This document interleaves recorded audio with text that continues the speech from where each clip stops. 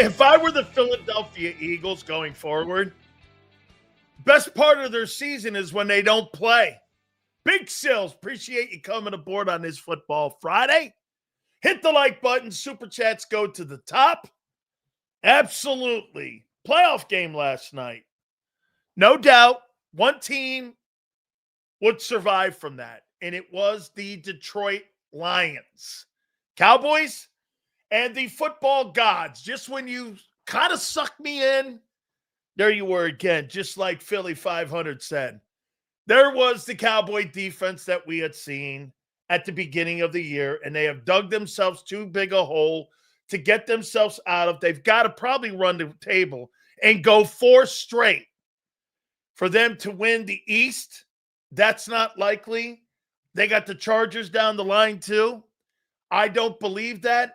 I do think the Cowboys, though, have a year where I think they can grow from this. Now, that bullshit last night, by the way, 44-30, 3 turnovers in the game were really the difference in the ball game.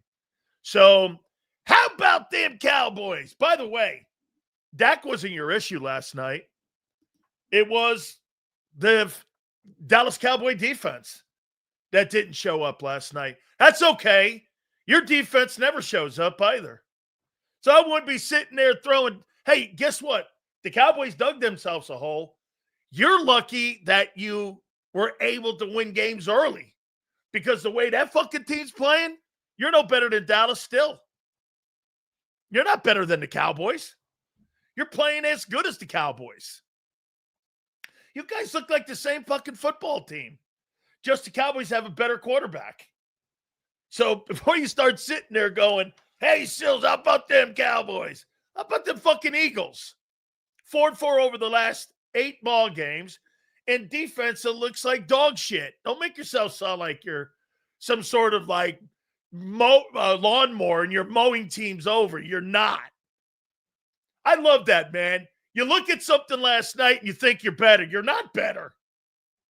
Plus, you're going to go into that football game on Monday with no Lane Kiffin, with no Lane Johnson, and also no Jalen Carter.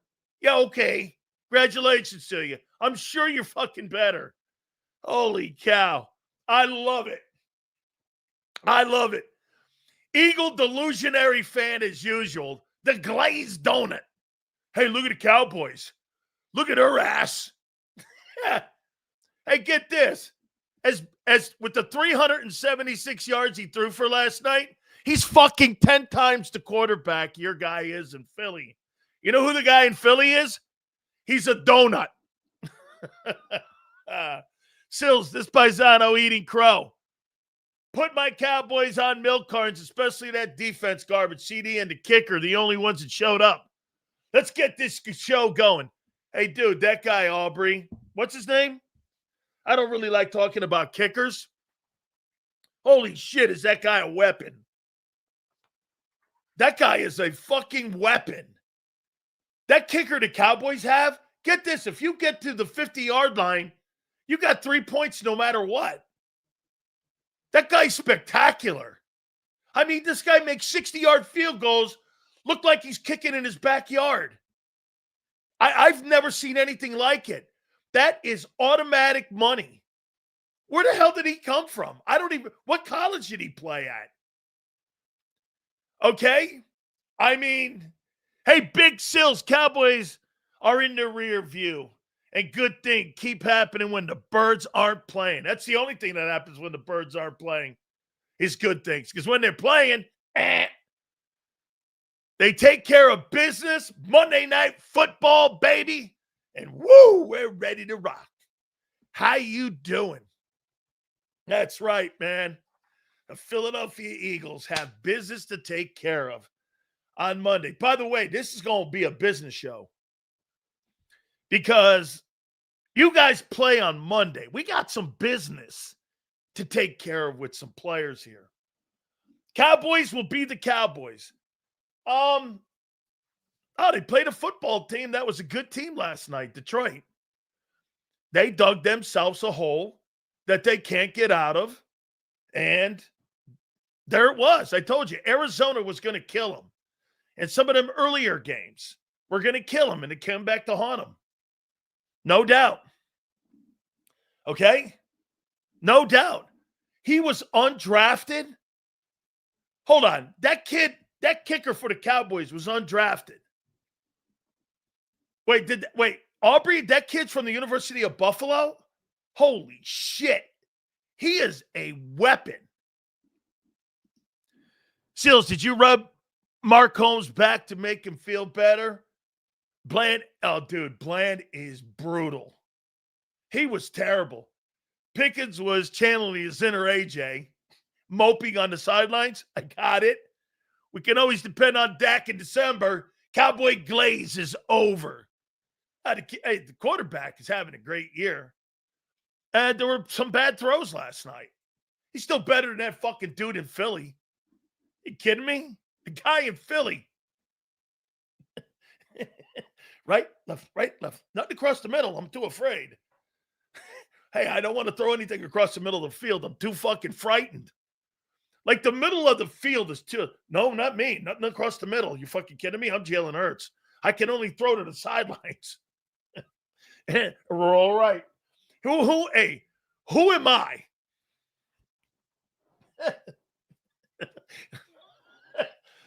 Right, left, sprint right.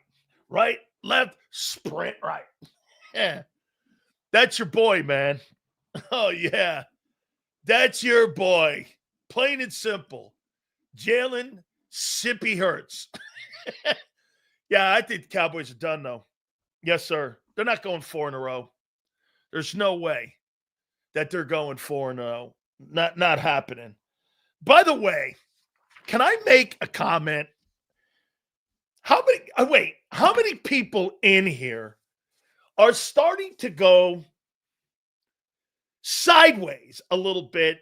Are you coming over to the Big Sill side of things on Nick Sirianni? Are you coming over, okay, to that the guy's a clown show and that the guy's a mouthpiece and he's a puppet? Are you coming over? How many people are coming on over? Okay, are you coming over and you're starting to go, Sills, you're right about everything. Are you starting? Okay, let's see. Nick won a Super Bowl. So did George Seifert. So fucking what? Thank you. Okay. Kevin, Mr. Fix-It Patullo. Are you anybody else coming on over to the dark side with Big Sills when it comes to Nick Sirianni? Sills, let's say Eagles pick anywhere from 15 to 24. Do you think there will be any sandbox players available then? Maybe in this draft, this will be one of the deepest drafts in 25 years. Maybe. Do that right-left move again, Sills. That's exactly how Kenny Clark was looking on the end around. No, he was more like this, dude. That's a cool one, Marsh. Yeah, those dudes got drilled. Those dudes got drilled. They did. Dude, I was wrong about Jahmyr Gibbs. That guy can fucking ball. 47 touchdowns. He's at the age of 23. You're trying to tell me, man, that this guy's going to get over 100 touchdowns in his career and he's going to be 28 years old with 100 touchdowns? That's fucking incredible. He is a great football player. So hook me up here. Hey, there's M. Reyes. So let me show you something here. Hey, where's that turd M. Reyes? Post that bullshit, whatever. I'm sure it was so dumb about Nick Sirianni. Repost it again and put that up there because I'm sure it'll be fucking stupid. How the fuck did we kind of stop those dudes and then let the Bears run it up? Because you're not good. That's why, because you're not good. How did we? Easy. You're not that good. You're making it sound like you're good. How did we? Easily. Did you not watch your DTs get fucking destroyed? Or no? You must have missed that. How did we do that? It's called getting killed. Okay? Seals, what do you think of Johnny Mac downplaying Dean? I heard it, and I went and looked, and he's right. He's not wrong.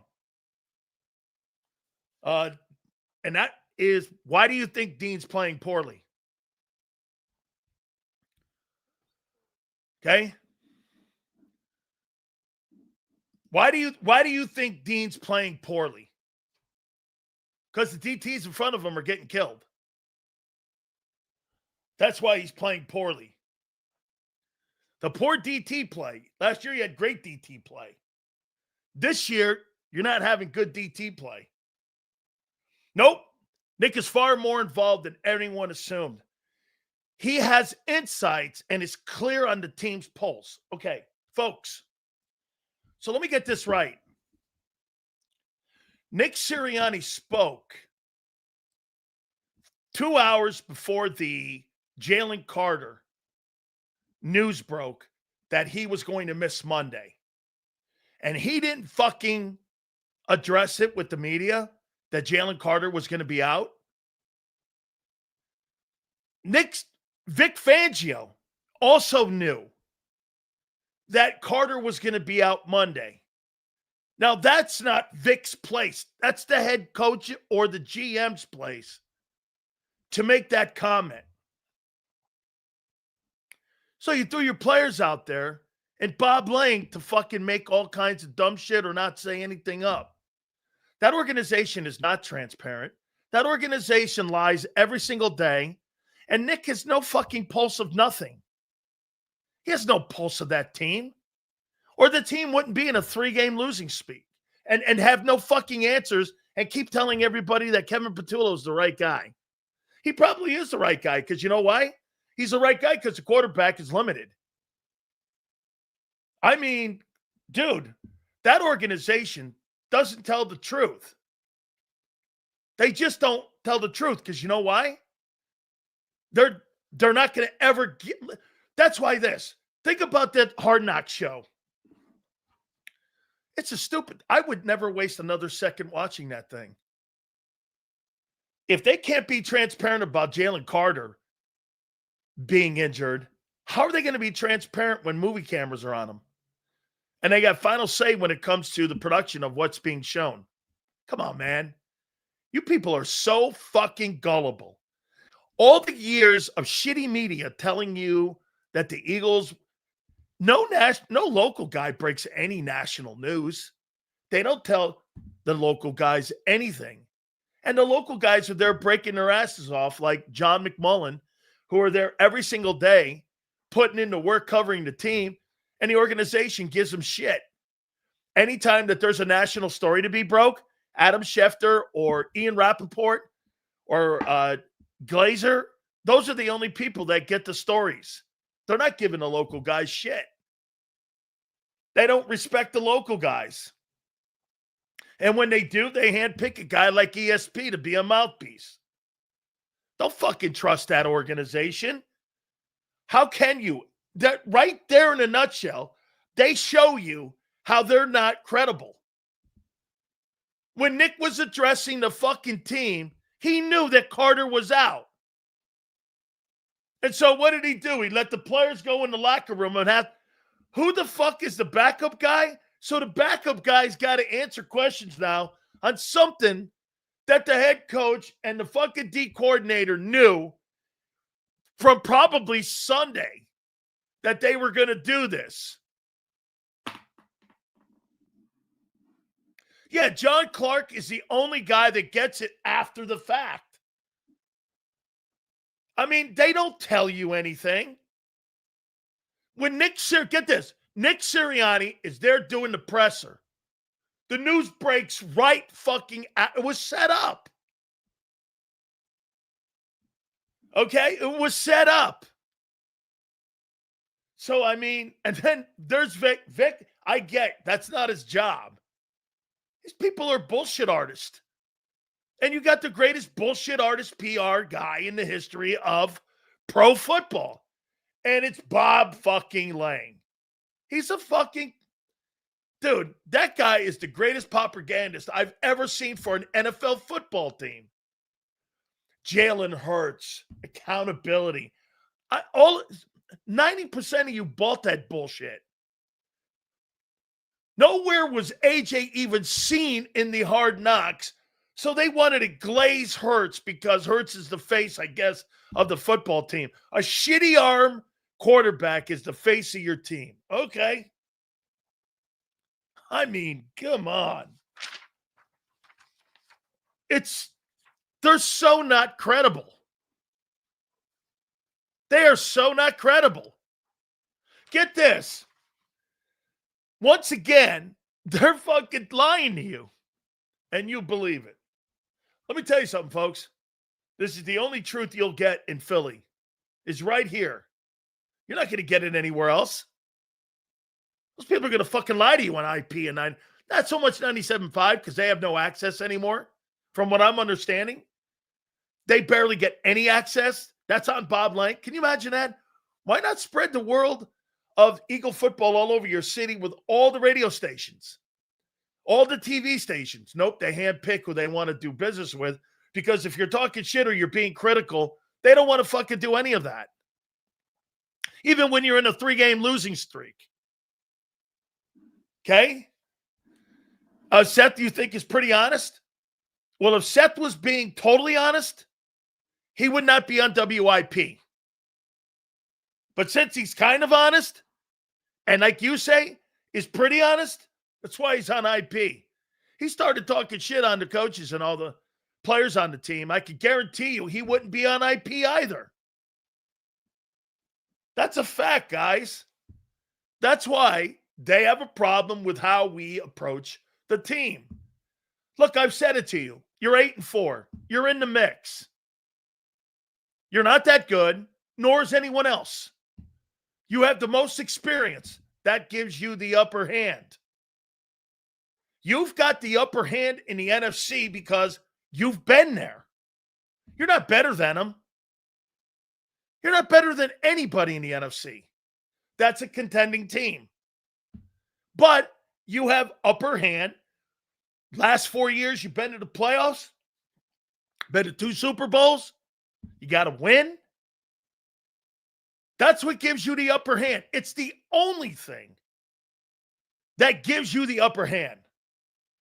Okay? That's it. There is no doubt about it. All right? I don't know if the Eagles are old. They're old on the O-line. And what's happened is the O-line is aging like dog years. That's what's happening here. Best time for all people that do what you guys do. A lot of good people. Hey, let me tell you something, Forrest. The problem that you have, okay, is that you have control of the content on WIP. They're beat up because of style of play. Sills, if you had to bet your bottom dollar on the NFC team making it to the last dance, who you got? I got the Rams. Okay? That's what I say. Hurts said, stop playing with my name. Yeah? Well, play fucking better. No problem. Play better. Judak had a stacked team with Young, Zeke Elliott, and receivers and still couldn't win. Bozo. Yeah, okay. You're right. Now, who was the coach? Jason Garrett. I'm sure fucking he was great. And a great coach. Fan side with social media, fan siding attention to players. It gets noisy. Yeah. Seals, you think Dickerson will be healthier next year? That's what you got to hope for. You just gave him a contract. That's why finishing strong is so important. The upper hand is stronger if we play at home. limping into the playoffs is not a good thing. And if you have to go on the road, absolutely true. JAKIB and Speakeasy are the only two places you get the truth. You're not going to hear anybody talking truth about your team. They can't. They're not allowed to. Do you know how many times that when I was critical of the Buccaneers, when we were airing the Bucs on my station, you know how many times I was in the principal's office talking about how I was talking about the personnel on the team? Some guy was trying to tell me that the team had great personnel, and I went like this. You're 5-11. How the fuck are you good when you're 5-11? Don't tell me you have good players on your team. Thank you, brother. I appreciate you, dude. Okay? After how I saw Acho simp for Joy and her calcium cannons, I gave up. Jason, come on now. Joy's my girl. You want her on again, don't you? Like Coach JB says, the world has been pussified to be soft on criticism. Hey, senor, criticism doesn't mean hate. That doesn't mean you hate somebody if you're critical of something. I mean, people, they take criticism and they go, that's hate. No, it's not. Anybody can be criticized for a bad move. And you could look, Howie Roseman has had an awful offseason. And now it's panning out, not paying off during the season. He was terrible. Does that make him a bad GM? No, by no stretch of the imagination. Did he have a shitty year? Yes. Is he still a great GM? Yes. You're not going to hit every. Hey, like you guys say that column or you use that line, you can't pay them all.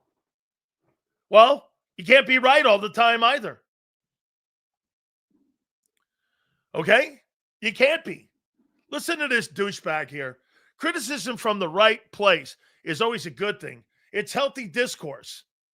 Listen here. Again, when a team is on a 3-game losing streak, the quarterback's not playing well, and the defense is giving up 281 yards on the ground, that's the right place. That's the right place. Okay? I mean, where do you think you are right now? Jalen Hurts and Nick Sirianni are not what they're made out to be. They're both subpar at their roles, carried by our Hall of Fame GM. Trade Hurts, too much money. I subscribe to that. I completely subscribe to that. I think your coach and your quarterback are overrated. There, I said it. Nick Sirianni and Jalen Hurts are overrated because of your Hall of Fame GM. I agree. Yes. They're overrated. I think you can get anybody in there with them fucking guys. I mean, we're not talking about a quarterback that's got great skill. We're talking about a limited quarterback and a guy who doesn't make any decisions in his locker room. And the one time where you guys keep thinking that he's the motivator, what's he motivating? Getting killed? Okay? Sills, if you had to bet your bottom dollar between Dallas and Philly after yesterday's game, who you got? I'll take the Cowboys. I'll take the Cowboys. Because the quarterback will torch that defense. And you can't stop the run. And you don't have Jalen Carter. Okay? Don't ask Sills about Nick versus Garrett. He's like Howard Eskin. In the 90s, spin it to his narrative, then insult the fans. Insult what fans? You can have an opinion in here, dickhead. Okay, the problem I have is when I lay it out for you, when you don't see it, you're the one that's blinded by fucking glazed donut, Eagle Green, Kelly Green, and you're the one with the glazed donut. Listen, once more, I am not a fan of the Eagles, and I don't hate them, and I don't like them. That's none of that. I'm Switzerland. I could give a shit. I cover them. That's why you get the most honest coverage here. It's because I don't give a shit. The people in Philly love the team. I don't. I don't. I like the fans a lot, and I like your opinions, and I like the people. I talk to people. I cover a team. I have more vested in you than the team. How in the world can I parachute in and talk and say, hey, I love the Eagles. I grew up an Eagle fan. What do you think I am, Nick? Start fucking lying to you? I don't lie to you. Sills, Oil's criticism, if he's given it, it's directed at him. Oh, okay, yeah. Dude, you can credit. Are you kidding me? Go over to my X account. Come here any day. Criticize it every day. And by the way, hey, Michael, you know what the one thing is too, Michael? I don't block you, which I could. Nobody gets blocked. Sills, would you be a coach for the Eagles? Absolutely. It's a great organization. Now, here's the problem. If you don't do well, they'll change you out like a pawn. Remember something. The most interchangeable pieces on the team are the players and the coaches. Here, I want to show you something. And we're going to get into the topics here. By the way, I want to show you guys something, and this will tell you everything you need to know. All the lies that M. Reyes tells you. By the way, hit the like button. Super chats go to the top. I want to show you this. And I want to make a point to you guys. Okay? Eagles. Let me type this in here. Philadelphia Eagles. See if we can get right up to their website here. And get this. This is the Eagles' official website. Okay? Team. Let's go over here. So I want to go over to team. Let's go here to front office. Let's go to front office here. I'm going to make a point to you guys about your Philadelphia Eagles. So let's take a look at this. And take a look at the people that are in your front office. This is incredible when you're talking about people that are in your front office people. All right. Listen to this. And then you can make your assessment on people when it comes to the front office folks, okay? 15 years, 18 years, 14 years, 8 years, 11 years, 25 years, 17 years. Where is Dolan? 11 years. James Gilman, 14 years. Chief of the general manager's staff, 11 years. Now let's take a look at the coaches. Looks like the front office people have been there a long time. Michael Clay, 4 years. Fangio, 2. Patullo, 5.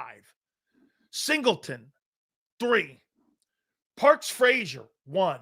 Christian Parker, 2. Stoutland's been there since Chip Kelly. Clint Hurt, 2. Roy Anderson, 2. Dude, the front office of the Philadelphia Eagles has been intact, and they don't change the front office people at all and the analytics people. They change coaching staffs. They change coaches. They change players. They don't change front office people because they believe their way of doing shit is the right way to do it. Coaches and players are interchangeable commodities to them. Whether you're Nick Sirianni or not, Nick Sirianni's got a telling sign on him one day that guy's going to be out. So don't sit there and try to tell me that the most irreplaceable people on your football team is your coaching staff, because it's not. The most irreplaceable people on your team right now are your front office people. Jeffrey Lurie and Howie Roseman values his front office people more than he values his coaching staff. And you know how we know that? Look at your front office. Most of these guys have been in there a total of 17 years as an average. They keep the same scouts around. They keep the same personnel people around. Unless they're hired from other places, they bring back the same people. I mean, if you're a coach or a player, you're a commodity.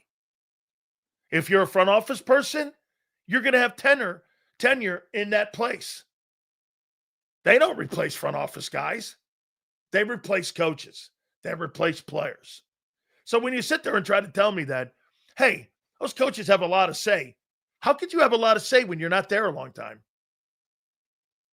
Where are you getting that from? That's the first thing I look at. When you got a coach that's been in the building for 18, 19 years or 15 years, that coach has got all the swing in the room. The general manager has complete control of the roster, the coaching staff, and the personnel on the team. Plain and simple. He's in meetings with how the play calling is going to go. He's in meetings on how the approach of the game is going to go. That's why they control it with those crazy-ass hires where you don't have to hire a coach with any credibility. Hiring a Kevin Patullo, they're going to hire 10 more Kevin Patullos. Simple. They believe they know what they're doing. And you can't dispute the track record in many ways. So, but don't tell me that coaches like Nick Sirianni have a gigantic place in the room. He doesn't. He goes along and gets along with everyone, and that's why he keeps his gig. Doug didn't want to go along. He didn't want to keep going along with that routine. So he got fired. I don't blame the Eagles. Hey, Doug, you don't want to do it? We're going to get a guy in here that'll do it our way. That's how he kept his job after 23. I mean, I don't know how you could be more painted of a picture of reality. That's not an opinion. Look at the years that your GMs and everyone have been in the building. I mean, Sills, do you think the job Seifert did at Carolina is, yes, it exposed them. Remember something. Think about this, my friend. That guy went 108 and 35. 108 and 35. And San Francisco won 2 Super Bowls. 2. He's the only coach in the not in the Hall of Fame that's won 2 Super Bowls. Do you know that? He's the only NFL head coach not in the Super Bowl that's won 2 Super Bowls. Name me another one. And when he got to Carolina, it exposed him. Know him well. He was a police officer in Arlington. My wife and I met Ronnie Coleman. He actually pulled me over once because he saw me or he heard me. My wife found this crazy, she was my girlfriend at the time. She found this great gym in Arlington, and it was some dungeon place, and I liked working out at those places. And I put 500 pounds on, and I did 3 sets of 5 with it. And not a lot of people in there had seen that. So I was doing 3 sets of 5 with like 500 pounds. And my wife and I she was my girlfriend, like I said, in there. And Ronnie Coleman pulls me over. He went on to win Mr. Olympia so many times, I think 6 or 7 times. And he pulled me over. Me and my girlfriend were like, okay, what's going on here? He goes, no, I just wanted to meet you. I heard you were throwing serious weight around. And like the Mind Cellar or something like that it was. I liked it. I don't like working at those wormy places like LA Fitness and those. I couldn't stand those guys. I used to not be very good in places like that. I'd say, get off that machine. You don't need this thing. my girlfriend, my wife was, she was like, yeah, well, I was not very good in those places. Because people go in there to work, they go in there to hang out, and they go in there to try to get a date. And I was like this, and I'm like, yeah, get out of here, guy. Move over. I'm taking 275-pound dumbbells. This is true. I took 275-pound dumbbells in each hand, and I used to do 3 sets of 5 with them. And the only reason I didn't do 300-pound dumbbells was because they didn't have them, or I would have done it. So, yeah, I mean, back in the day, Big Sills could throw some weight around. Yeah, 500. I did one time 475 behind the neck for 3. I did 810 on my squat. And, yeah, my best bench is 605. And you know who my spotter was? My wife. Hey, Kim. It's a tremendous spotter. You'd be benching 305, Sills. Liar's weight. Yeah, 305. 305? I had 305 in one hand. 305. Cowboys always blow big games. That seems to be the fact. Okay? Okay? Yes, right now, Sills is benching Coronas. Absolutely true. My days at the gym are retired. My kid kills it now in the gym. She's killing it. Kim still kills it too. Me? No way. I'm done with that shit. All right. I want to get to our topics here. Hit the like button. Oh, by the way, Mike North. I'm sure he's got a lot to say about his Chicago Bears. You know, he wasn't sold on the Bears. Okay? I wonder if he's sold now on the Bears. They're sitting atop the NFC. Also, the legendary Philly Godfather will join us. Okay? Yes, I am. Have I opened it? No. By the way, I get a text every month from Diamond Dallas Page. Have you opened it yet? I will. And he knows if I've opened it. And I go, no. And he goes, well, you'll be calling me sooner or later. Open it. He'll send me a text.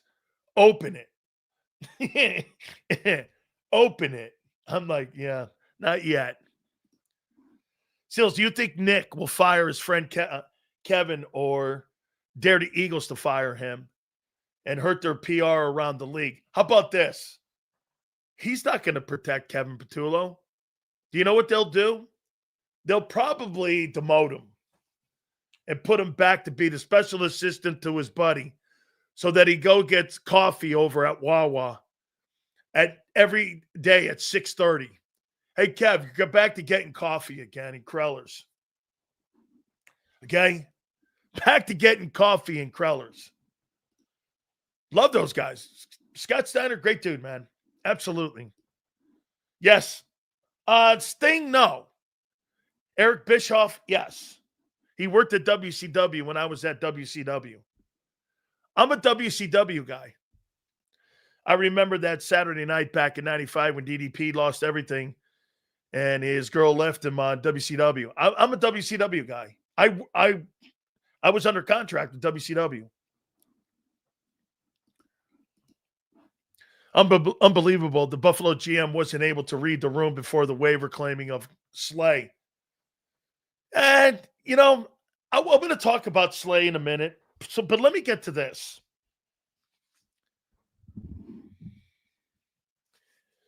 This is going to be an ugly, ugly, ugly topic for some of you.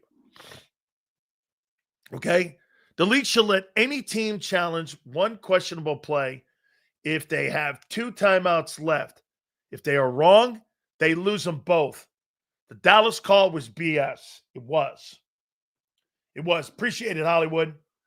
Absolutely. I wonder if Sills ever met Glacier. That dude was rad. I don't think so. Did he go by a different name, Reyes? Okay. I didn't know that, Sills. Now I got to pull up some old videos. Did you train the power plant? Yes.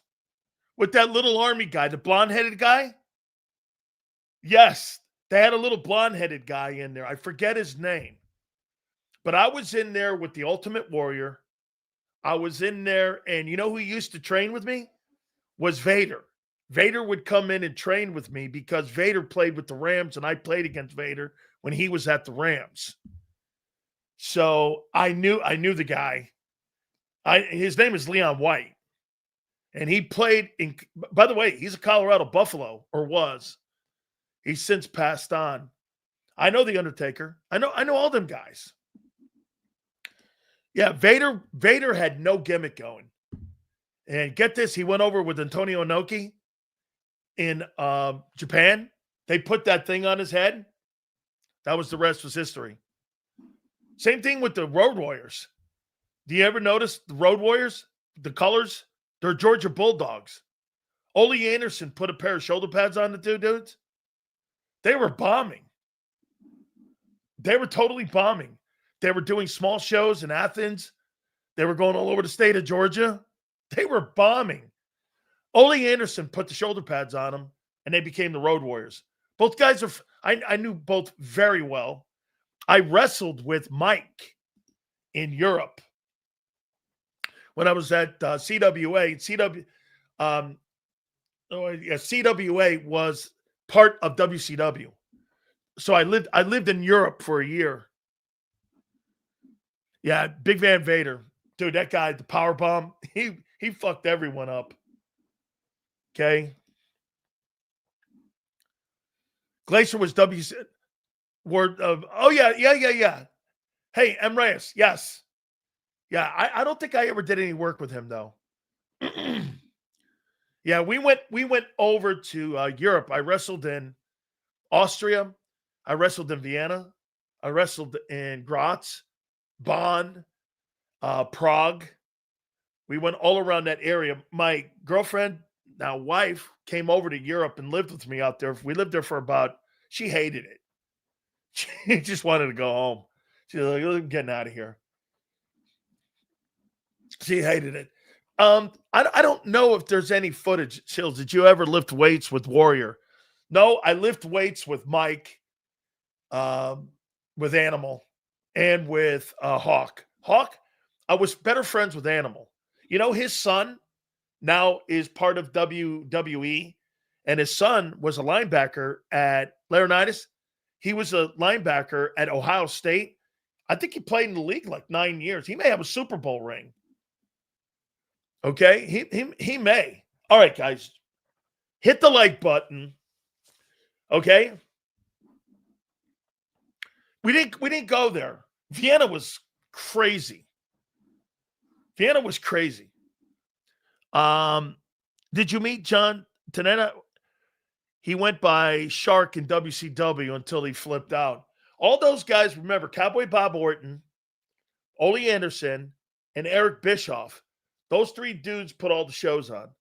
And so when I got hired, I just left football, and Cowboy Bob Orton brought me up, signed me to a contract right there on the spot.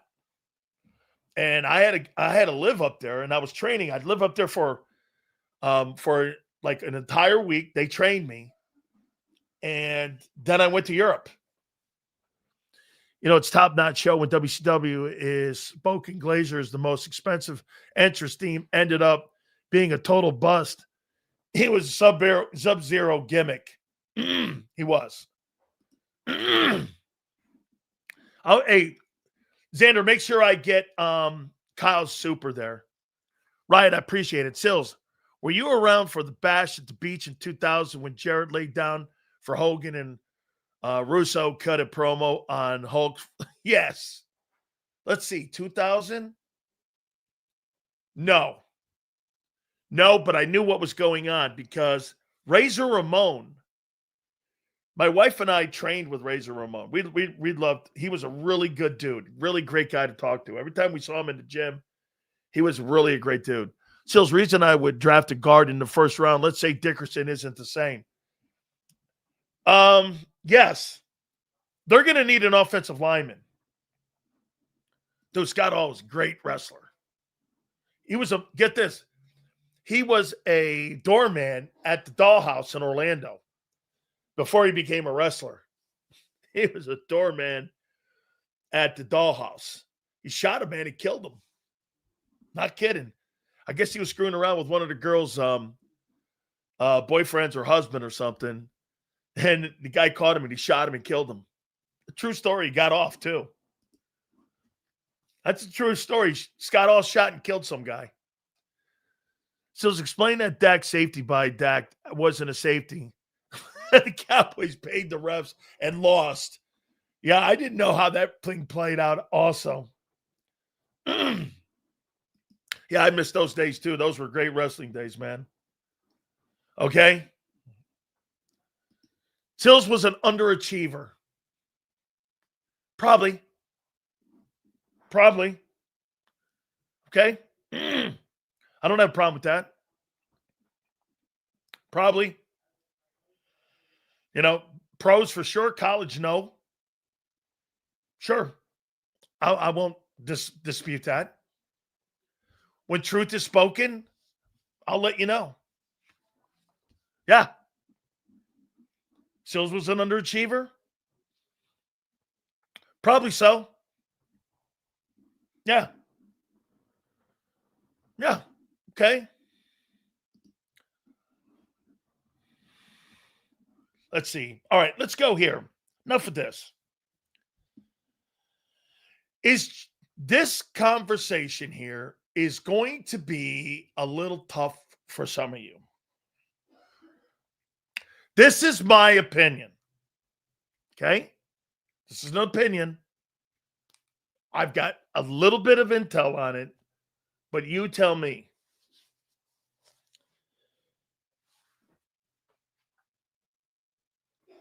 All right. I think Jalen Carter and his agent, Drew Rosenhaus, are making business decisions. I think they're making business decisions because they got a contract coming up. First, they made it seem that they were having a surgery on the guy so that it would let the fans and everybody know he wasn't playing well, was because of his injuries. Okay? Achievement is subject. You've done more than anyone in here. Pat yourself on the back. No, I mean, I have. I know that. I've done things people never do in their entire life or dreamed of doing. However, I did underachieve. So I will. And I get that. I'm good with being me. I've never wished I was anybody else in my life. I'm happy with who I am and what I've become. I'm okay with it. If my next day is my last day, I've done a lot. I'm good. I want to do more, but I'm good. Carter's making business decisions with Drew Rosenhaus because of the contract coming up. He's missing these games because, in my opinion, he's got a contract. Whether or not the Eagles make the playoffs or not, it's not the number one priority for Jalen Carter. Jalen Carter's number one priority. What would be the number one priority to you? Getting a $150 million contract or making it to the playoffs as the number one seed? Ask yourself that question.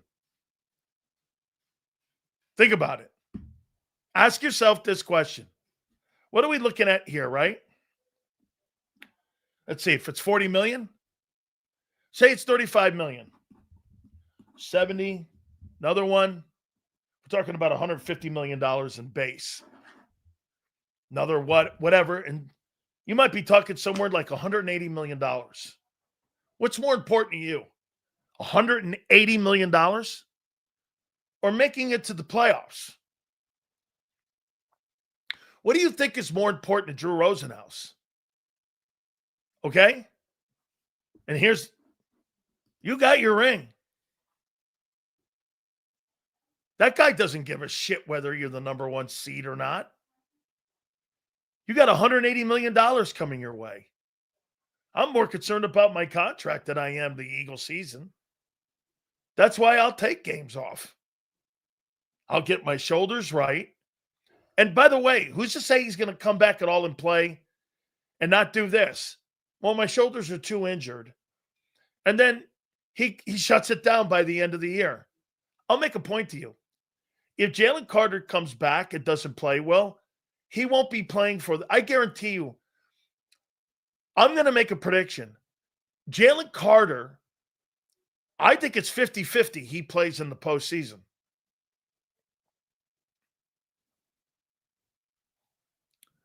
I don't trust him. I know Drew Rosenhaus. I know how he operates. It wouldn't shock me if Drew Rosenhaus told Slay to retire. See what the Bills do. See if they force their hand. And see what they do. And if they release him again. And the Bills release him so the Eagles can go after him again. That would not shock me. That Rosenhaus made that. He probably told Howie he was going to tell him to retire. That wouldn't shock me. No way. A 35-year-old corner in Buffalo, New York? No, thank you. Taxes and stuff like that? Okay? I mean, taxes and all playing in New York State? Why would you? I'm with him. I'd want to see if I can maybe push the meter. And by the way, they were represented by Drew Rosenhaus too. Drew Rosenhaus is a man that gets what he needs for his clients. And whatever the organization wants to do, that's up to them. He's there for his clients. He is a crazy great negotiator, and he is crazy great on telling a story. When you're going into a contract negotiation, like you're going to go in with Jalen Carter, you can't go in based off of the 2025 season. That's lost. You know what the best interest is right now for Jalen Carter? Not to play anymore this year. And go in there with 2024's resume. Why would you want to go in with the 2025 resume? Lack of character, not in condition, and hurt, and underachieving this year. Where do you start with the negotiations on that for a $35 million contract? I think they're playing off his politics. I'd really like to know who asked for the plasma procedure. Was it the Eagles? There's no way the Eagles did that. That was something that the client and the agent did together, that they wanted to go in. It's not going to help. That's not going to help. Plasma injections, week to week, it's superficial. It's like putting a Band-Aid on. That's why when I first heard it, I was like, wow, he's going to have surgery on both shoulders and he's week to week? I've never heard such a thing. When you have shoulder surgery, you're fucking done. But you're having two. Who are you? Iron Man?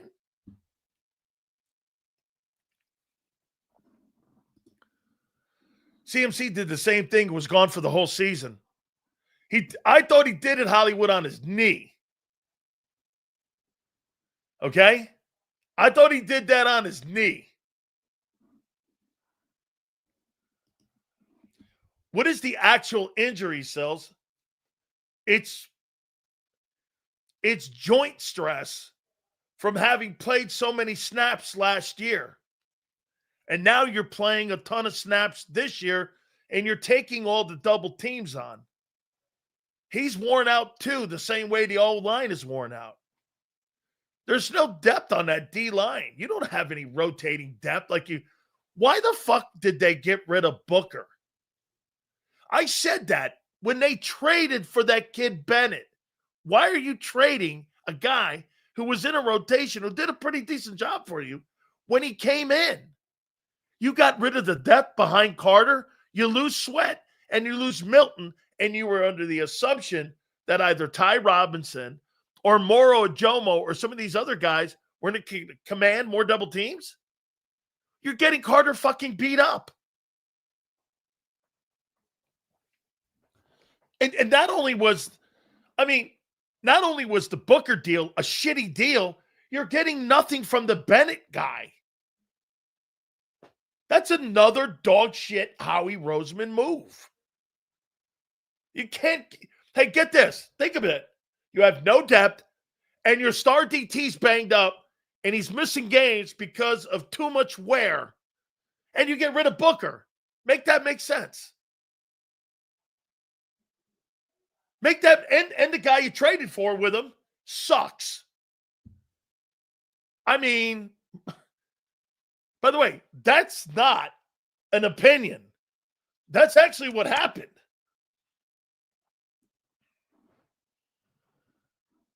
Yeah, but wait. Carter has a year remaining. All right. So what do you want to do? Pick up the fifth-year option? Remember, they're talking about giving him Hoss.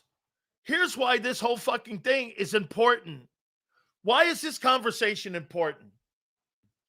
Does anybody know why this conversation is the most important conversation of the 2025 Eagles? Why is it? Why is the Carter conversation the most important conversation we're having right now, especially in light of what's going on defensively? Why is it the most important? Anybody have an idea? See, you guys don't really know the business of football. You guys sit there and you watch the game and you just assume you could just move all these pieces in around. Okay? Contract? Okay, what else? Any reason? Here's why it's important. You took a football team's defense that was the number one ranked defense, and you took a blowtorch to it, okay, and assumed players were going to fill in based off of what? What did you guys tell me? Can't sign them all, Sills. Plus, we have the Carter deal on the other side. How many times did you hear Xander go, we can't sign everybody because we got Carter coming up. We can't sign him because we got Carter coming up. We can't sign that guy because we got Carter coming up. We can't sign that guy because we have Carter coming up. All year long, we fucking heard this. Okay? December 5th now. Carter's not panned out, at least this year. And on top of that, you took a blowtorch to all those players that you had on that team that was the number one ranked defense in the NFL. Okay, number one. And you lost Sweat, Milton, Gardner-Johnson, took Slay out of the building, took Burks, Isaiah Rodgers, all because of Carter. Carter's injury, his lack of play, affects the whole entire 2025 season because you wouldn't have done that if you knew this guy was going to be in shape. So when you're having this conversation now, you built your expectations off of what you thought this guy was going to deliver, and he failed. That's why this guy's missing fucking ball games. Plasma injections in December? Dude, I can understand you're going in for a fucking plate in your hand or whatever. Look at Justin Herbert. He's playing with a fucking broken hand on Monday. He's missing games with plasma injections? What's he getting? A boob job? Who the fuck is this? What is this? I mean, you took a blowtorch to your fucking defense with the notion that you were going to pay him this coming offseason. And that shit's falling down. And if you're the Eagles, you're like, you have to be exceptionally disappointed in some of the moves you made. You got rid of Booker because you thought Carter could handle the weight. That's also a miss. Carter's been a massive, he's been a bigger disappointment than you think because it's affected the unit. 100% business decision. Drew going to play the unhealthy card in negotiations. He's been awful character performance, cost him millions. Got to pick the 5th-year option and see if he improves. Can't hand a guy $35 million a year. I completely 1,000% agree with you. And thank you for the super.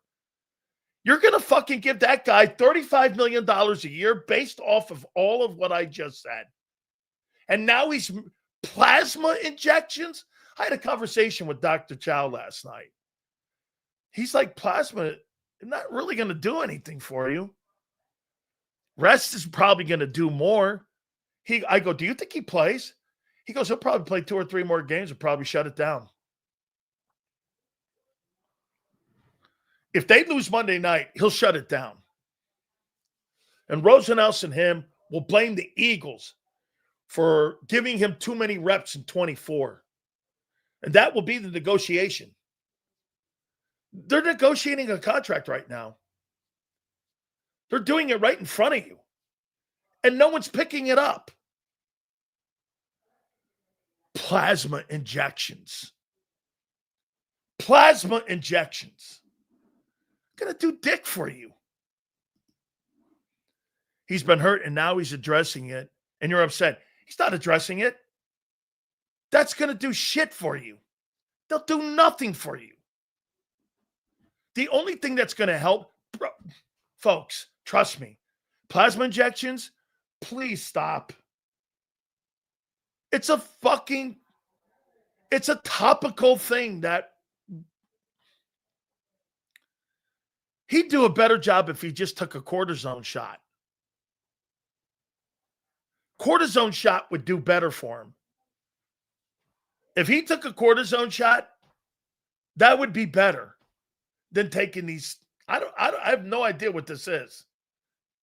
There's no way the Eagles recommended this. December 5th, plasma injections? That's from the agent. They got a contract. Here, you guys going to hate on me saying this? I guarantee you. Let's take this. Okay? Let's do this. My prediction is that guy won't play in the postseason. And you will make it. He won't. No way. You got to blame the coach for mishandling his injury.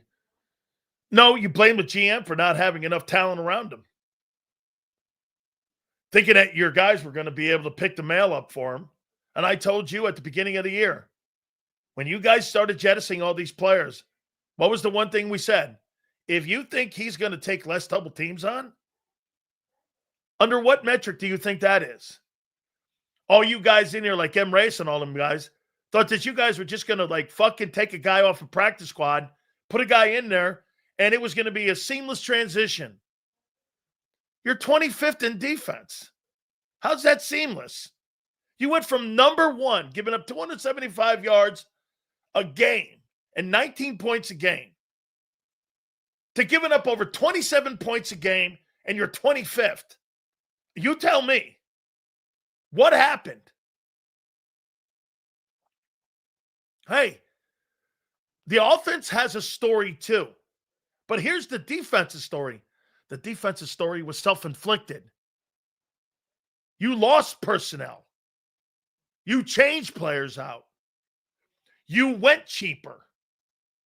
You went less experience. So at least you get and you see the rhythm of it. Offensively, they have a different story. There's really no excuses. Aging, probably. Wear and tear in the way you do style of play. On the defense, though, you took a blowtorch to your own team. Why? Under the premise that you were going to pay Jalen Carter. And now Carter's shutting games down in a playoff run. When you've got to try to fight for a number 1 seed. Dude. Seems like the NFL season is too long for these guys' bodies. Can't take it. How about this? Let me see something here. So you think that, huh, Catch? Catch, I'm not on you on this, but let me go over to a guy. Let me take a look at a team. I'm going to show you something on a guy. So let's go over here. And let's go to this player here. Now, let's see a guy that's been in the league a long time here. Let me go down here. Okay. So let's take what you're saying, that the games are too long and too many. There's just way too many reps for this guy. And you're right, the season's too long. So let me take a look at this here. There we go. Bringing it up now. So the season's too long. So let me take a look at Myles Garrett here. Here's Myles Garrett. What year is he entering? 9th year. How many games has he missed? 1,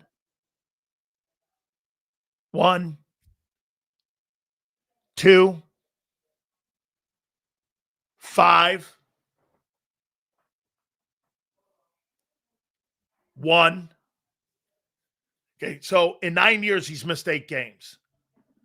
And here's Myles Garrett's number. Missing 9 games in 9 years. I don't give a fuck he's got no playoffs. That's got nothing to do with him. All he can do is go out there and perform. And let's see how he's performed. No playoffs? Are you blaming a fucking edge rusher for not a team making the playoffs? Typical fucking Eagle Glazer. So here's Myles Garrett in his career. Where are we? 13 and a half, 12 and a half, 13 and a half, 16, 14, 14. And in his 8th year, he's got 19 sacks with 5 games remaining. And the record is within reach. He needs 2. He was a defensive player of the year, and he's going to be the defensive player of the year for the second time in 3 years. And by the way, he's going to the Pro Football Hall of Fame. And you know what? You know where your boy Brandon Graham's going? Nowhere. And he's got 2 rings. Nowhere. Brandon Graham's going nowhere. Myles Garrett's a first ballot consensus Hall of Famer. So much for your rings. Don't talk to me about guys because no rings. You don't go to the Hall of Fame because you went to the Super Bowl. You go to the Hall of Fame because you're a great player. Okay? You can blame the Browns. Yeah, of course, you're in a shitty organization. Most of you glazed donuts don't get that. Players play in shitty places.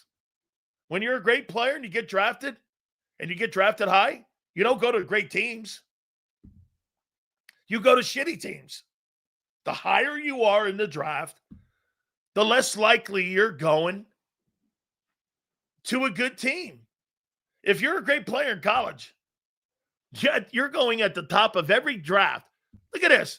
Even for me, I was the first player taken in the 3rd round in 1988. First player taken in the 3rd round. I went to the Bucks. The Bucks had the number 1 pick that year. They had the number 1 pick because they took Testaverde. So, I mean, you go to shitty teams. Okay? I'm old enough to remember when this guy actually valued winning above all. We won. Now all he trolls. Dude, no. I'm not talking like a fan here. I'm talking to you as a player. Players don't give a fuck if they win. Players care if they win a Super Bowl for sure. You don't get paid on it, though. You don't get that, Craven. Players don't get paid on being on a fucking winning team. If that was the case, Myles Garrett wouldn't be the highest paid player at his position. What are you talking about? You're under the impression if you win a lot of games, you get paid more money? Under what metric? The top 10 quarterbacks in the NFL aren't on winning teams, except like 2 of them. Players don't care. Players have no control if they win. You think Myles Garrett has any, get this, it's because you don't understand. How does Myles Garrett have any control of the offense of the fucking Browns? All he can control is his side of the ball. And they're top 3 this year, the Browns. Are the Browns in the top 3 in defense? He doesn't play offense. When he like Myles Garrett has any say in the fucking Browns offense. This guy, I mean, some of you people have no idea what you're talking about. The Browns are the second best team in pro football. As a matter of fact, they're giving up as many less yards per game as you did a year ago when you were number 1. The Texans are having a better season than you. Right now is the number 1 defense in the league. They're giving up 265. You gave up 275. They're giving up 10 yards less this year, that Texans defense. And the Browns are giving up 3 yards less than your defense a year ago. That's the only thing that Myles Garrett is in control of. He doesn't fucking throw the ball. What are you, a dope? What has that got to... Okay, I'm done with you. It is stupid. Now you go off the rails. I'll take Brandon Graham's career over Sills. Me too. Get this. Watch this. Me too. Show some respect for winners. I do. No. I respect Brandon Graham. I don't respect you. Let's get that right. You're missing the point here. I respect Brandon Graham's career. I don't respect you. I mean, just win. There you go. Garrett makes $40 million. Can't afford him. Dude, the guy's a generational player. Okay? So again, here on Jalen Carter. All right? I mean, this guy's making business decisions. I don't believe him. I don't believe him. I just, you know why? He's not going under any procedure to get a surgery done. Mike Evans had to go under a procedure to fix a dislocated shoulder.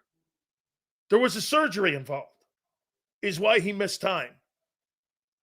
Now he's in the 21-day window. This guy's getting like injections because his shoulders are injured or hurt. Not injured, hurt.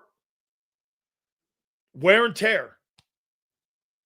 Hey, guy, you play a position where you're going to have wear and tear. You're only in your fucking 3rd year. How do you feel about that? How do you feel about giving Carter a contract right now? I'm going to tell you something. Big Joe Krause was right about Joel Embiid. He turned out to be right about Joel Embiid. Turned out to be like lazy. Joel Embiid's lazy.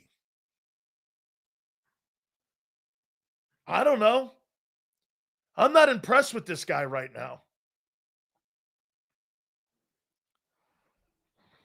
I'm not impressed. What's been impressive?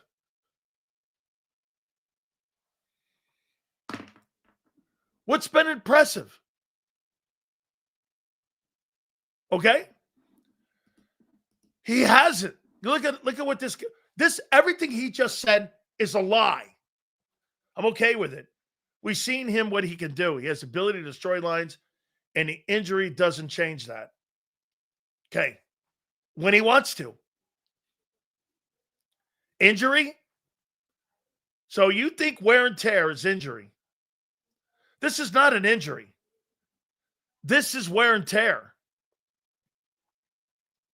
Like every other player in the league. He's not injured. Dr. Chow tried telling you that. Hold on here. Did you see even Adam Schefter changed his report of procedure instead of surgery? Right. a minor procedure, and he's missing 2 weeks for injections. Put that on top of a shit year and an agent. I know how he does business. Tell you what, I'll be right and Dan will be right again in the end on this, as I am always. Carter's issues is between the ears. Could be. I'll be right on this. Okay? MRI? If he had an MRI, they told him there's nothing wrong. And that's why he got the plasma injections. Because when he got the MRI, they told him there's no structural damage. That's why he got the plasma. That's what Dr. Chow told us. He got the plasma because there was no structural damage. He's not injured. You guys are fucking making it up. No, we put a doctor on yesterday. Not me. I'm not a doctor. I've only had this shit done to me. Seals, does this seem like the same shit that happened with Devin White in Tampa? By the way, Devin White, kudos to him. You know, I know he's on a shitty Raider team, but he's playing his ass off there. Watch Dr. Chow, his own show. He said Carter shouldn't get it because he can't shed blocks. He said Carter should get it because he can't shed blocks. Okay, they're trying to take some of the pain down. He can't get off the blocks right now because of wear and tear. That's not an injury. The only thing that's going to help that is rest. The MRI came back negative. That's why you get MRIs. And when you have a muscle injury or anything like that, you either have surgery or you have some other type of procedure. It's procedure or surgery. Guys, I've had this shit. I mean, no one will pay Carter big money. Well, that's not what I'm saying. I'm asking you a question. This guy's playing business decisions now. This guy cares. Bro, use your common sense. What's more important to you? Playing in the playoffs or $180 million?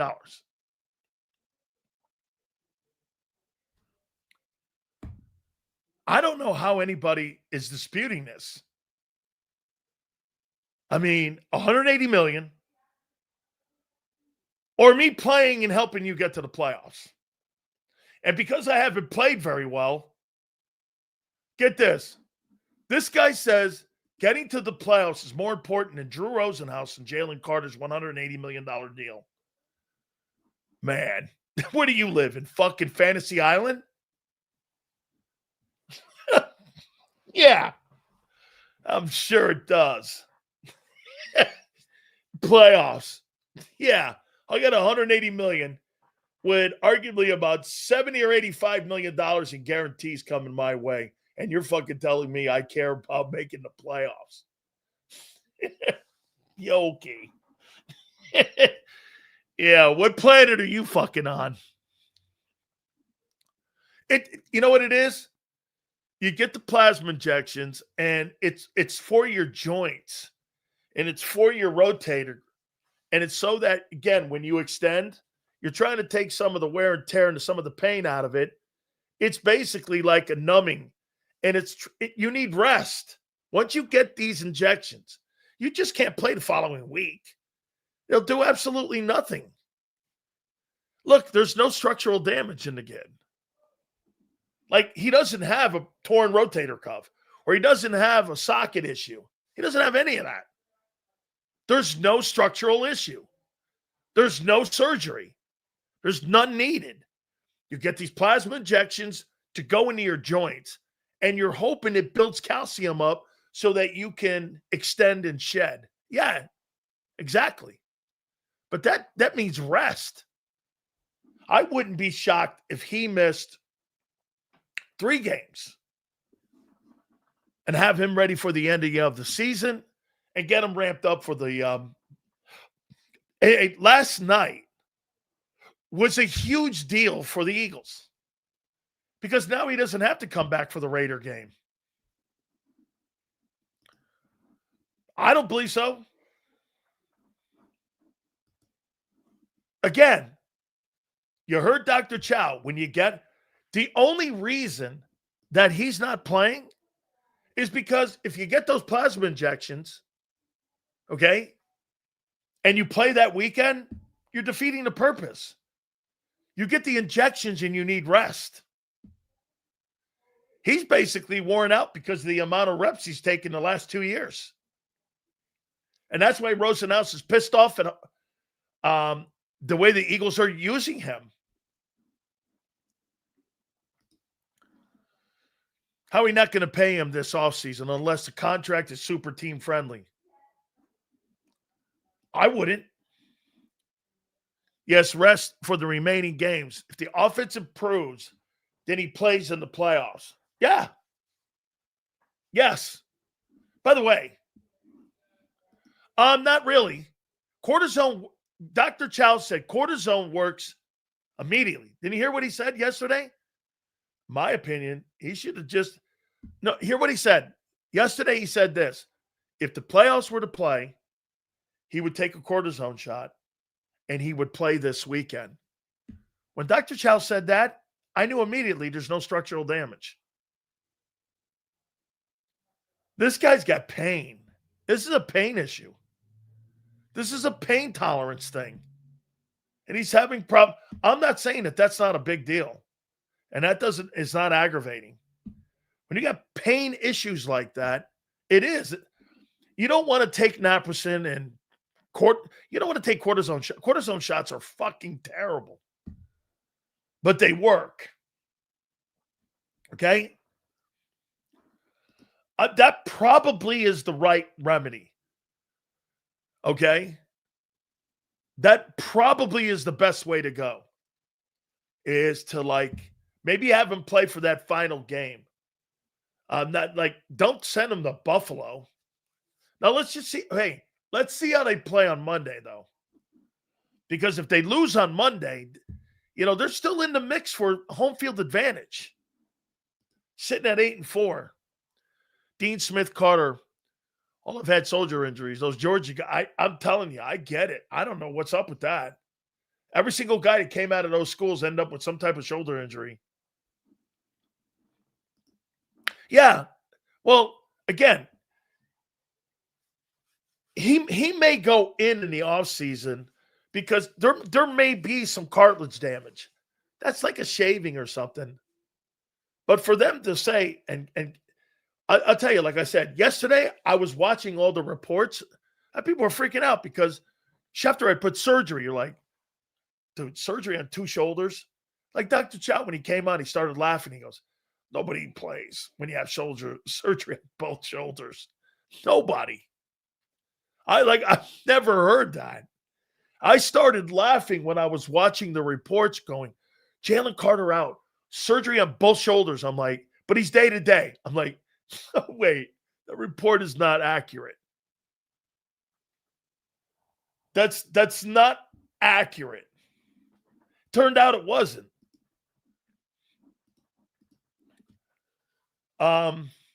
Seal says Jalen Carter the next Albert Haynesworth.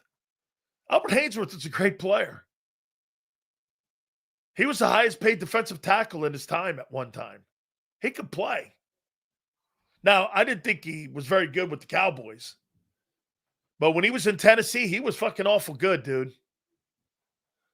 I mean, you're hoping Jalen Carter is Dominican Sue.